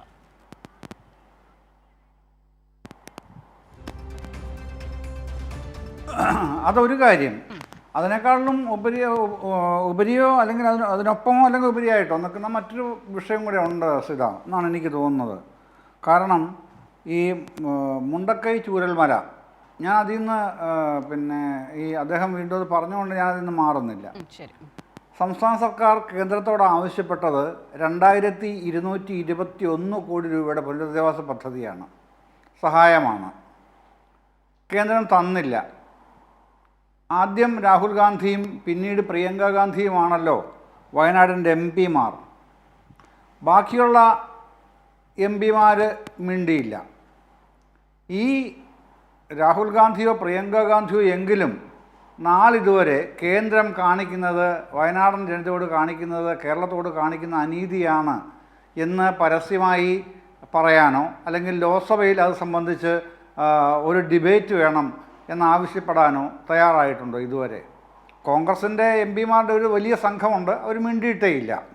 അപ്പോൾ എന്താണ്, ആരോടാണ്, എന്തിനോടാണ് ഇത്തരം കാര്യങ്ങളിൽ ഇവർ പ്രതിബദ്ധത കാണിക്കുന്നത് എന്നുള്ളതിൻ്റെ ഏറ്റവും വലിയ ദൃഷ്ടാന്തമാണ് ഈ വയനാട്ടിലെ ജനങ്ങളോട് ഇവർ കാണിച്ചിട്ടുള്ള ഇവരുടെ എം പിമാർ, ഇന്നത്തെ പ്രതിപക്ഷ നേതാവാണല്ലോ രാഹുൽ ഗാന്ധി അടക്കം കാണിച്ചിട്ടുള്ള വലിയ ഈ ജനദ്രോഹം എന്ന് പറയുന്നത്. അതാണ് ഒന്നാമത്തെ കാര്യം. അത് വളരെ വിപുലമായും ആഴത്തിലും ജനങ്ങൾക്കിടയിൽ സ്വാധീനം ചെലുത്തിയിട്ടുള്ള, പിന്നെ ഇവർക്കെതിരായി സ്വാധീനം ചെലുത്തിയിട്ടുള്ള ഒരു വികാരമായി മാറിയിട്ടുണ്ട്. അതുകൂടെ കണക്കിലെടുത്തുകൊണ്ടാണ് അവിടുന്ന് ആൾക്കാർ കൊഴിഞ്ഞു പോകുന്നതും CPM-ലേക്ക് അഭയം തേടുന്നതും. അതൊക്കെ അവർക്ക് വലിയ തോതിൽ പരുക്ക് പറ്റും എന്നുള്ള ഉറപ്പ് കൊണ്ട് തന്നെയാണ് ഇന്നത്തെ ഈ ക്രൈസിസ് മാനേജ്മെൻറ്റിന് ഇറങ്ങിയിരിക്കുന്നത്. അതിൻ്റെ പിന്നെ കാര്യങ്ങൾ നാളെ അറിയുമല്ലോ. പിന്നെ അസദ ചോദിച്ചതിൽ ആ പ്രശ്നത്തിലേക്ക് വരികയാണെങ്കിൽ, ഈ ജമാഅത്തെ ഇസ്ലാമി മതരാഷ്ട്രവാദം ഉപേക്ഷിച്ചു എന്ന് സർട്ടിഫിക്കറ്റ് കൊടുക്കുന്ന ആരാണ്?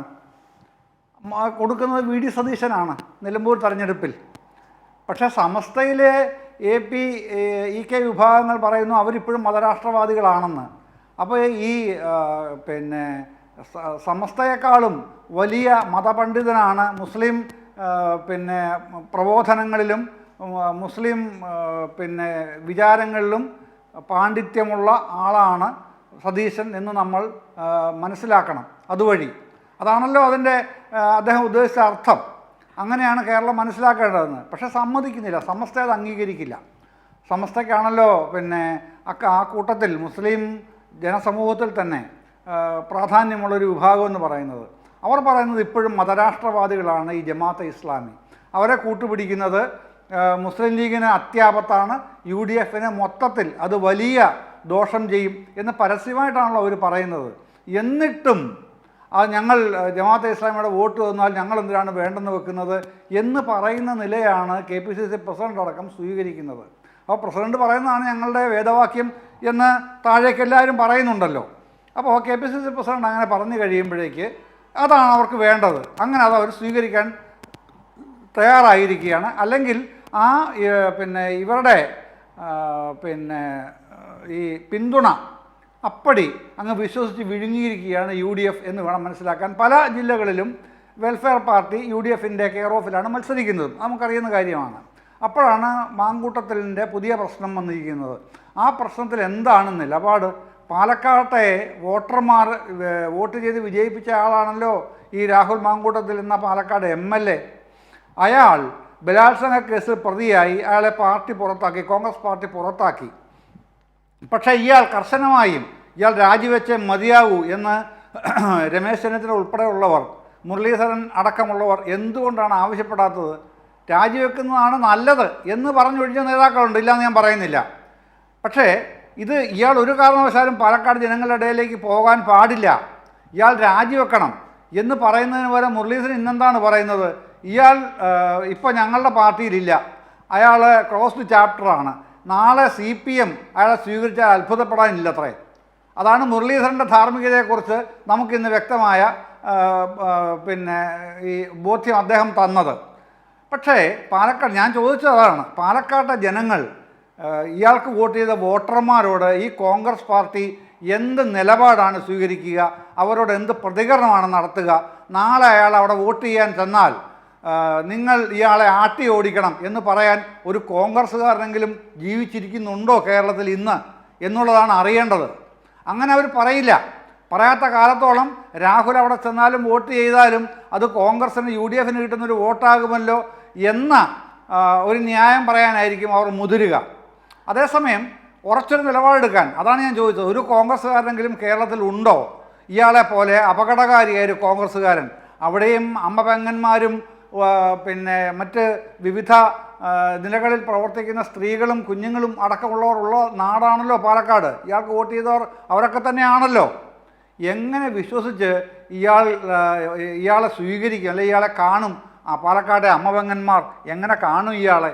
അപ്പോൾ അതുകൊണ്ട് ഇയാളെ ആ വഴി കടുപ്പിക്കരുത് എന്ന് പറയാൻ ഏതെങ്കിലും ഒരു കോൺഗ്രസ്സുകാരൻ കേരളത്തിലുണ്ടോ എന്ന ഒരു സംശയമേ ഞാൻ ചോദിക്കുന്നുള്ളൂ. പക്ഷെ അത് പ്രതീക്ഷിക്കേണ്ടതില്ല. കോൺഗ്രസ് ആയതുകൊണ്ട് അവർക്ക് പറഞ്ഞൊഴിയാനുള്ള ന്യായം അവർ നേരത്തെ കണ്ടുവച്ചിട്ടുള്ളത് ഞങ്ങൾ ചെയ്തതുപോലെ CPM ചെയ്തിട്ടുണ്ടോ, ഏതെങ്കിലും രാഷ്ട്രീയ പാർട്ടി ചെയ്തിട്ടുണ്ടോ എന്ന് മാത്രമല്ല, പിന്നെ ഉടനെ നടൻ മുകേഷ് അടക്കമുള്ളവരുടെ കഥകളങ്ങ് പറയുകയാണ്. അത് ഇതുമായിട്ട് എന്ത് താരതമ്യമാണെന്ന് പോലും ഇവർ ആലോചിക്കില്ല. ഇത്രമേൽ നീചപ്രവൃത്തി ചെയ്ത ഒരുത്തൻ, ഒരു രാഷ്ട്രീയ നേതാവ്, ഒരു MLA, അതിക്രൂരമായ ബലാത്സംഗം എന്ന് കോടതി തന്നെ വിവരിക്കുന്ന തരത്തിലേക്ക് മാറിയ ഒരുത്തൻ, അയാൾ വരുത്തിവെച്ച വിനകൾ ഈ കോൺഗ്രസിന് ഇപ്പോഴും ചുമക്കേണ്ടുവെന്ന ഗതികേട് ആരാണെന്ന് ഉണ്ടാക്കുന്നത്. അപ്പോൾ ഈ സംരക്ഷകർ വേറെ ഉണ്ട്. അതിനൊപ്പമാണല്ലോ പിന്നെ UDF കൺവീനറുടെ പ്രസ്താവന 2 തവണ വന്നത്. ഒന്ന് ഈ രാഹുൽ മാങ്കൂട്ടത്തിന് അനുകൂലമായിട്ട്, 2 പിന്നെ ഈ അതിജീവിത നടി ആക്രമിക്കപ്പെട്ട കേസിൽ പിന്നെ ഇദ്ദേഹം പറഞ്ഞ വാചകം, ദിലീപിനെ അനുകൂലിച്ചുകൊണ്ട് പറഞ്ഞ വാചകം, ഇതൊക്കെ കേരളത്തിന് മുമ്പിലുണ്ടെന്ന്. ഇതൊന്നുമല്ല തദ്ദേശ തിരഞ്ഞെടുപ്പിൽ വോട്ട് ചെയ്യണമെന്നുള്ള സാമാന്യ ബോധ്യം നമുക്ക് എല്ലാവർക്കും ഉണ്ടെങ്കിലും ഇതൊക്കെ ആരാണ് കൊണ്ടുവരുന്നത്? ജനമധ്യത്തിലേക്ക് കൊണ്ടുവരുന്ന ആരാണ്? LDF ആണ്. LDFന് ആവശ്യം തദ്ദേശ സ്ഥാപനങ്ങളുടെ രംഗത്ത് അതത് പ്രദേശങ്ങളിൽ ഉണ്ടായിട്ടുള്ള നേട്ടങ്ങൾ എത്രത്തോളം അത് തന്നെ ചർച്ച ചെയ്യുന്നതാണ് LDFന് ആവശ്യം. പക്ഷെ അതിലേക്ക് വലിച്ചഴയ്ക്കുന്നത് ഇവർ തന്നെയാണ്, UDF തന്നെയാണ്. അങ്ങനെ അവർ തന്നെ സ്വയം കുഴിച്ച കുഴിയിൽ വീണ് കിടക്കുന്ന അവസ്ഥയാണ് ഇന്നത്തെ സാഹചര്യം കാണുന്നത്. നാളെ ഇതിനോടുള്ള വിധിയെഴുത്തായിരിക്കും നാളെ ജനങ്ങൾ നൽകുക എന്നാണ് ഞാൻ വിചാരിക്കുന്നത്. ശരി. ഓക്കെ. പ്രൊഫസർ റോണിക്ക് ബേബി, രാഹുൽ മാങ്കൂട്ടത്തിലുമായി ബന്ധപ്പെട്ട വിഷയം കോൺഗ്രസിന് എത്ര ഒഴിഞ്ഞുമാറാൻ ശ്രമിച്ചാലും ഒഴിഞ്ഞുമാറാൻ പറ്റാത്ത സാഹചര്യമാണെന്നുള്ളത് താങ്കൾക്ക് അറിയാമല്ലോ. നാളെ ഇപ്പോൾ വോട്ട് ചെയ്യാൻ എത്തുമോ എന്നുള്ളതാണ് മറ്റൊരു ചർച്ച. വാസ്തവത്തിൽ കോൺഗ്രസിന് പൂർണ്ണമായും മറുപടി പറയാതിരിക്കാൻ കഴിയുന്ന ഘട്ടത്തിലേക്ക് അത് എത്തിയിട്ടുണ്ട് എന്ന് താങ്കൾ കരുതുന്നുണ്ടോ? ഇവിടെ ബഹുമാനപ്പെട്ട ജയേന്ദ്രൻ മാഷ് പറഞ്ഞ 2-3 കാര്യങ്ങൾ ഞാൻ ആദ്യം ഇവിടെ ചൂണ്ടിക്കാണിച്ചല്ലേ, നമ്മൾ വസ്തുതകളെ അംഗീകരിക്കണം. ഇവിടെ അദ്ദേഹം പറയുകയാണ്, ഇവിടെ പ്രിയങ്ക ഗാന്ധി എന്ത് ചെയ്തു, രാഹുൽ ഗാന്ധി എന്ത് ചെയ്തു. ജൂലൈ 30-ാം തീയതി, കൃത്യം ഡേറ്റ് തന്നെ പറയാം, പ്രിയങ്ക ഗാന്ധി MP ആയി ലോക്സഭയിൽ എത്തി ജൂലൈ 30-ാം തീയതി 2024 അടിയന്തര പ്രമേയം തന്നെയാണ് ലോക്സഭയിൽ ഉന്നയിച്ചത്. എന്റെ ഒരു ഫോട്ടോ ഉണ്ട്. ആ ഫോട്ടോയിൽ പ്രിയങ്ക ഗാന്ധിയുടെ വലതുവശത്ത് നിൽക്കുന്നത് ജോസ് കെ മാണിയാണ്, ഇടതുവശത്ത് നിൽക്കുന്നത് രാജ്യസഭ MP ആയിട്ടുള്ള റഹീമാണ്. അവർ 3 പേരും കൂടിയാണ് ഡിസംബർ 4-ാം തീയതി 2024 അമിത്ഷായെ കണ്ട് പ്രത്യേക നിവേദനം നൽകി വയനാട് വിഷയത്തിൽ ഇടപെടണം. അതിന്റെ അടിസ്ഥാനത്തിലാണ് 2219 കോടിയുടെ പ്രത്യേക പാക്കേജ് വയനാടിന് വേണ്ടി അനുവദിച്ചത്. അപ്പോൾ നമ്മളിങ്ങനെ ചുമ്മാ ഈ പറയുന്ന നുണകളൊക്കെ പ്രചരിപ്പിച്ച് ഒന്നും ചെയ്തിട്ടില്ല, അവരെന്ത് ചെയ്തു എന്നൊക്കെ ഉള്ള രീതിയിൽ വസ്തുതകൾ. പിന്നെ ജമാഅത്തെ ഇസ്ലാമിയുടെ കാര്യം ഞാൻ ഇവിടെ ഇനി അതിനോട് മറുപടി പറയുന്നില്ല, എത്രയോ തവണ മറുപടി പറഞ്ഞു. എപ്പോഴാണ് CPM-നെ ഈ ജമാഅത്തെ ഇസ്ലാമി മൗലികവാദികളായി മാറിയത് എന്ന് അവർക്ക് ഇപ്പോഴാണ് തോന്നിയത്? ബഹുമാനപ്പെട്ട ജയേന്ദ്ര മാഷ് അങ്ങ് വാരിക, എന്റെ തൊട്ടടുത്ത ഈരാറ്റുവട്ട. സംശയം ചോദിച്ചോട്ടെ, അതിലിപ്പോൾ CPIM-ന്റെ നിലപാടാണോ ജമാഅത്തെ ഇസ്ലാമിയുമായി ബന്ധപ്പെട്ട് നിങ്ങളുടെ ഉരകല്ല? നോക്കൂ, സ്വന്തം പാളയത്തിലേക്ക് തന്നെ ഒന്ന് മുഖം തിരിക്കൂ. ഉമ്മൻചാണ്ടി സർക്കാർ, UDF സർക്കാരിന്റെ കാലത്ത് ഹൈക്കോടതിയിൽ ജമാഅത്തെ ഇസ്ലാമി വർഗീയവാദികളാണെന്ന്, മതരാഷ്ട്രവാദികളാണെന്ന്, തീവ്രവാദ സ്വഭാവമുള്ള സംഘടനയാണെന്നൊരു സത്യവാങ്മൂലം ഉമ്മൻചാണ്ടി സർക്കാർ കോടതിയിൽ നൽകിയിട്ടില്ലേ? ആ നിലപാടിൽ നിന്നും കോൺഗ്രസ് എപ്പോഴാണ് പിന്നോട്ട് പോയത്? CPM-ന്റെ കാര്യം അവിടെ നിൽക്കട്ടെ, കോൺഗ്രസ് ഉമ്മൻചാണ്ടി സർക്കാർ കൊടുത്ത സത്യവാങ്മൂലത്തിൽ നിന്നും എപ്പോൾ പിന്നോട്ട് പോയി? എന്ത് ബോധ്യത്തിന്റെ അടിസ്ഥാനത്തിൽ? അതിന്റെ അകത്ത് ബഹുമാനപ്പെട്ട ഉമ്മൻചാണ്ടി സാർ തന്നെ കൃത്യമായ നിലപാട് പറഞ്ഞിട്ടുണ്ട്. ഞാൻ മുൻപ് കൈരളി ടിവിയുടെ ചർച്ചയില് ആ ഓർഡർ സഹിതം ചൂണ്ടിക്കാട്ടിക്കൊണ്ട്, അന്ന് ഒരു ആഭ്യന്തര വകുപ്പ് സെക്രട്ടറി ആയിരുന്ന ഒരു വ്യക്തി, ഞാൻ അദ്ദേഹത്തിന്റെ പേര് മറന്നുപോയി, അദ്ദേഹം സർക്കാരിന്റെ അനുമതി ഇല്ലാതെ സർക്കാരുമായി ആവശ്യത്തിന് കൺസൾട്ടേഷൻ നൽകാതെയാണ് ഹൈക്കോടതിയിൽ അങ്ങനെ ഒരു സത്യവാങ്മൂലം നൽകിയതെന്നും അത് പിന്നീട് സർക്കാർ പിൻവലിക്കാൻ പോവുകയാണെന്ന് ഉമ്മൻചാണ്ടി സാർ തന്നെ പറഞ്ഞിട്ടുണ്ട്.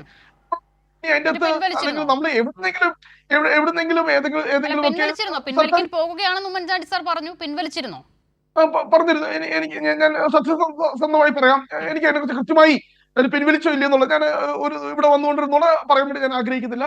അത് പിൻവലിക്കുമെന്ന് പറഞ്ഞിരുന്നു. എനിക്ക് അതിന്റെ തുടർ നടപടി എന്താണെന്നുള്ളത് എനിക്ക് അറിയില്ല. അപ്പോൾ ഇവിടെ ഞാൻ പറയാൻ വേണ്ടി ആഗ്രഹിക്കുന്നത്, ഈ ഈരാറ്റുപേട്ട, ഇവിടെ ജയേന്ദ്രൻ മാഷ് വരിക, ഈരാറ്റുപേട്ട മുനിസിപ്പാലിറ്റിയിൽ PDPയുടെ കോട്ടയം ജില്ലാ പ്രസിഡന്റ് മത്സരിക്കുന്നത് LDF-ന്റെ സ്ഥാനാർത്ഥിയായിട്ടാണ്.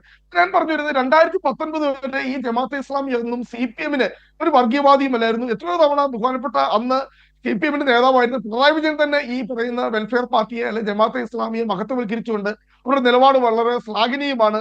ദേശീയ അന്തർദേശീയ വിഷയങ്ങളിൽ ജമാഅത്തെ ഇസ്ലാമി സ്വീകരിക്കുന്ന നിലപാടുകൾ അഭിനന്ദാർഹമാണ്. ദേശാഭിമാനി പത്രത്തിൽ തന്നെ ലേഖനം എഴുതിയിട്ടുണ്ട്. അപ്പൊ അതൊക്കെ അവിടെ മാറി നിൽക്കട്ടെ. CPM-നോട് കൂടിക്കഴിഞ്ഞാൽ എല്ലാവരും ഞാൻ അതാണല്ലോ പറഞ്ഞത്. ഞാൻ ആ വിഷയത്തിൽ ഇപ്പോൾ താങ്കൾ പറഞ്ഞതുപോലെ ഒരുപാട് തവണ ചർച്ച ചെയ്യപ്പെട്ട വിഷയമാണ്. ഇപ്പോൾ കഴിഞ്ഞ ദിവസങ്ങളിൽ മുഖ്യമന്ത്രി മീറ്റ് ദ പ്രസ് നടത്തുമ്പോൾ അതിൽ എല്ലാ ദിവസവും ആവർത്തിക്കുന്ന ചോദ്യം കൂടിയാണ് ജമാഅത്തെ ഇസ്ലാമിയുമായി ബന്ധപ്പെട്ട് CPM നിലപാട്. അപ്പോൾ അദ്ദേഹം അത് വിശദീകരിക്കുന്നുണ്ട്, CPM-ന്റെ നിലപാട്. അതുകൊണ്ടാണ് ഞാൻ താങ്കളോട് ആ വിഷയം വെച്ച് അതിനെ ഉരകല്ലാക്കേണ്ടതില്ല എന്ന് പറഞ്ഞത്. ഇപ്പോൾ ഉമ്മൻചാണ്ടി സർക്കാരിന്റെ കാലത്തെടുത്ത സമീപനത്തെ കുറിച്ച് താങ്കൾ പറയുമ്പോഴും പ്രൊഫസർ റോണി കെ ബേബി, അതിൽ എത്രമാത്രം വ്യക്തതയുണ്ട്? പിന്നീട് VD സതീശൻ എന്നത് ഇപ്പോഴത്തെ പ്രതിപക്ഷ നേതാവ് അവർ മതരാഷ്ട്രവാദികളല്ല എന്ന് പറയുന്നത് എന്ത് ബോധ്യത്തിന്റെ അടിസ്ഥാനത്തിലാണ് എന്നുള്ളതാണ് എനിക്ക് മനസ്സിലാകാത്തത്. കോൺഗ്രസ് അത് എങ്ങനെ തിരിച്ചറിഞ്ഞു? അവിടെയാണ് മുൻപ് ജയചന്ദ്രൻ സാർ പറഞ്ഞതുപോലെ മുസ്ലിം പണ്ഡിതർക്ക് പോലും ആ അഭിപ്രായമില്ല.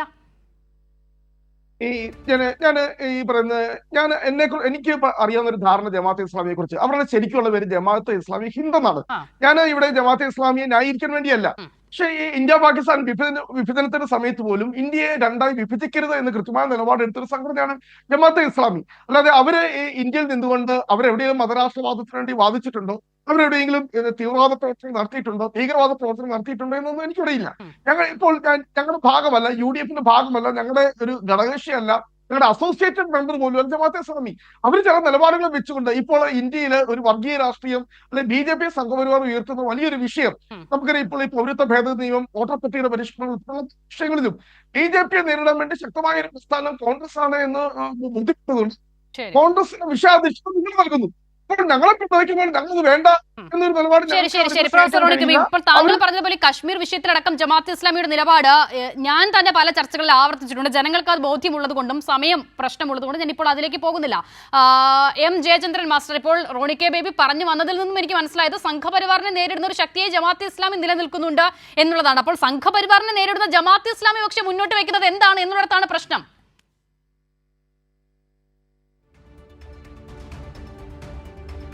അല്ല, ഇസ്ലാമിലെ RSS ആണ് ജമാഅത്തെ ഇസ്ലാമി എന്ന് എന്താ സംശയം? അവരുടെ ചരിത്രം ഒന്ന് വായിച്ച് പഠിച്ചാൽ പോരെ, വേറൊന്നും വേണ്ടല്ലോ. ഈ വളരെ സൂക്ഷ്മമായിട്ടൊന്നും നമ്മൾ നോക്കണ്ട, സ്ഥൂലമായി നോക്കിയാൽ മതി അവരെ പറ്റി. മുസ്ലിം സമുദായത്തിലെ RSS ആണ് ജമാഅത്തെ ഇസ്ലാമി. അത് ഏറ്റവും കൂടുതൽ അറിയുന്ന മുസ്ലിം സമുദായത്തിലെ മതപണ്ഡിതർക്കാണെന്ന്. അതുകൊണ്ടാണ് അവർ ആ നിലയ്ക്ക് തന്നെ ഇവരെ അടുപ്പിക്കരുത് എന്ന് പറഞ്ഞ് രൂക്ഷമായി എതിർക്കുന്നത്. അതാണ് വരുന്നത്. ശരി ഓക്കെ ഞാൻ M. പ്രകാശ് മാസ്റ്ററിലേക്ക് പോകുന്നു. പ്രകാശ് മാസ്റ്റർ, അവസാന മിനിറ്റുകളാണ്, വളരെ വേഗം താങ്കൾ അത് അവസാനിപ്പിക്കണം. ഇപ്പോൾ UDF പ്രതീക്ഷിക്കുന്ന ഒരു വിശാല അർത്ഥത്തിലേക്ക് ജമാഅത്തെ ഇസ്ലാമിയെ കൊണ്ട് പ്ലേസ് ചെയ്യുക എന്നുള്ള അവരുടെ ഒരു രാഷ്ട്രീയമുണ്ടല്ലോ, ഒരു പൊളിറ്റിക്കൽ തന്ത്രമുണ്ടല്ലോ, അത് കേരളത്തിൽ എത്ര കണ്ട് നടപ്പിലാകും?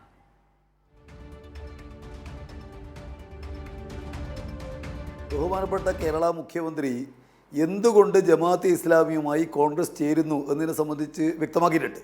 ഇവിടെ കോൺഗ്രസ് എന്ന് പറയുന്ന പാർട്ടി കേരള കോൺഗ്രസ് ഒന്നുമല്ലല്ലോ, ഇന്ത്യൻ കോൺഗ്രസ് അല്ലേ.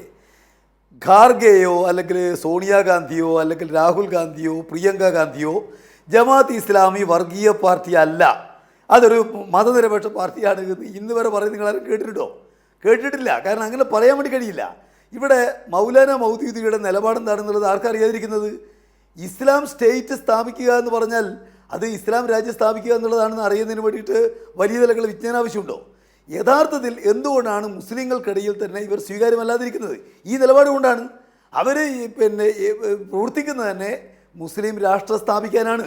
ഇന്ത്യക്കകത്താലും എവിടെയായാലും അവരെ വെള്ളപൂശാൻ വേണ്ടിയിട്ട് VD സതീശനും ആളുകളും തയ്യാറാവുന്നത് എന്തായാലും ഇടതുപക്ഷത്തിൻ്റെ മൂന്നാം ഊഴമുള്ള ഗവൺമെൻറ് വരാൻ പോകുന്നു.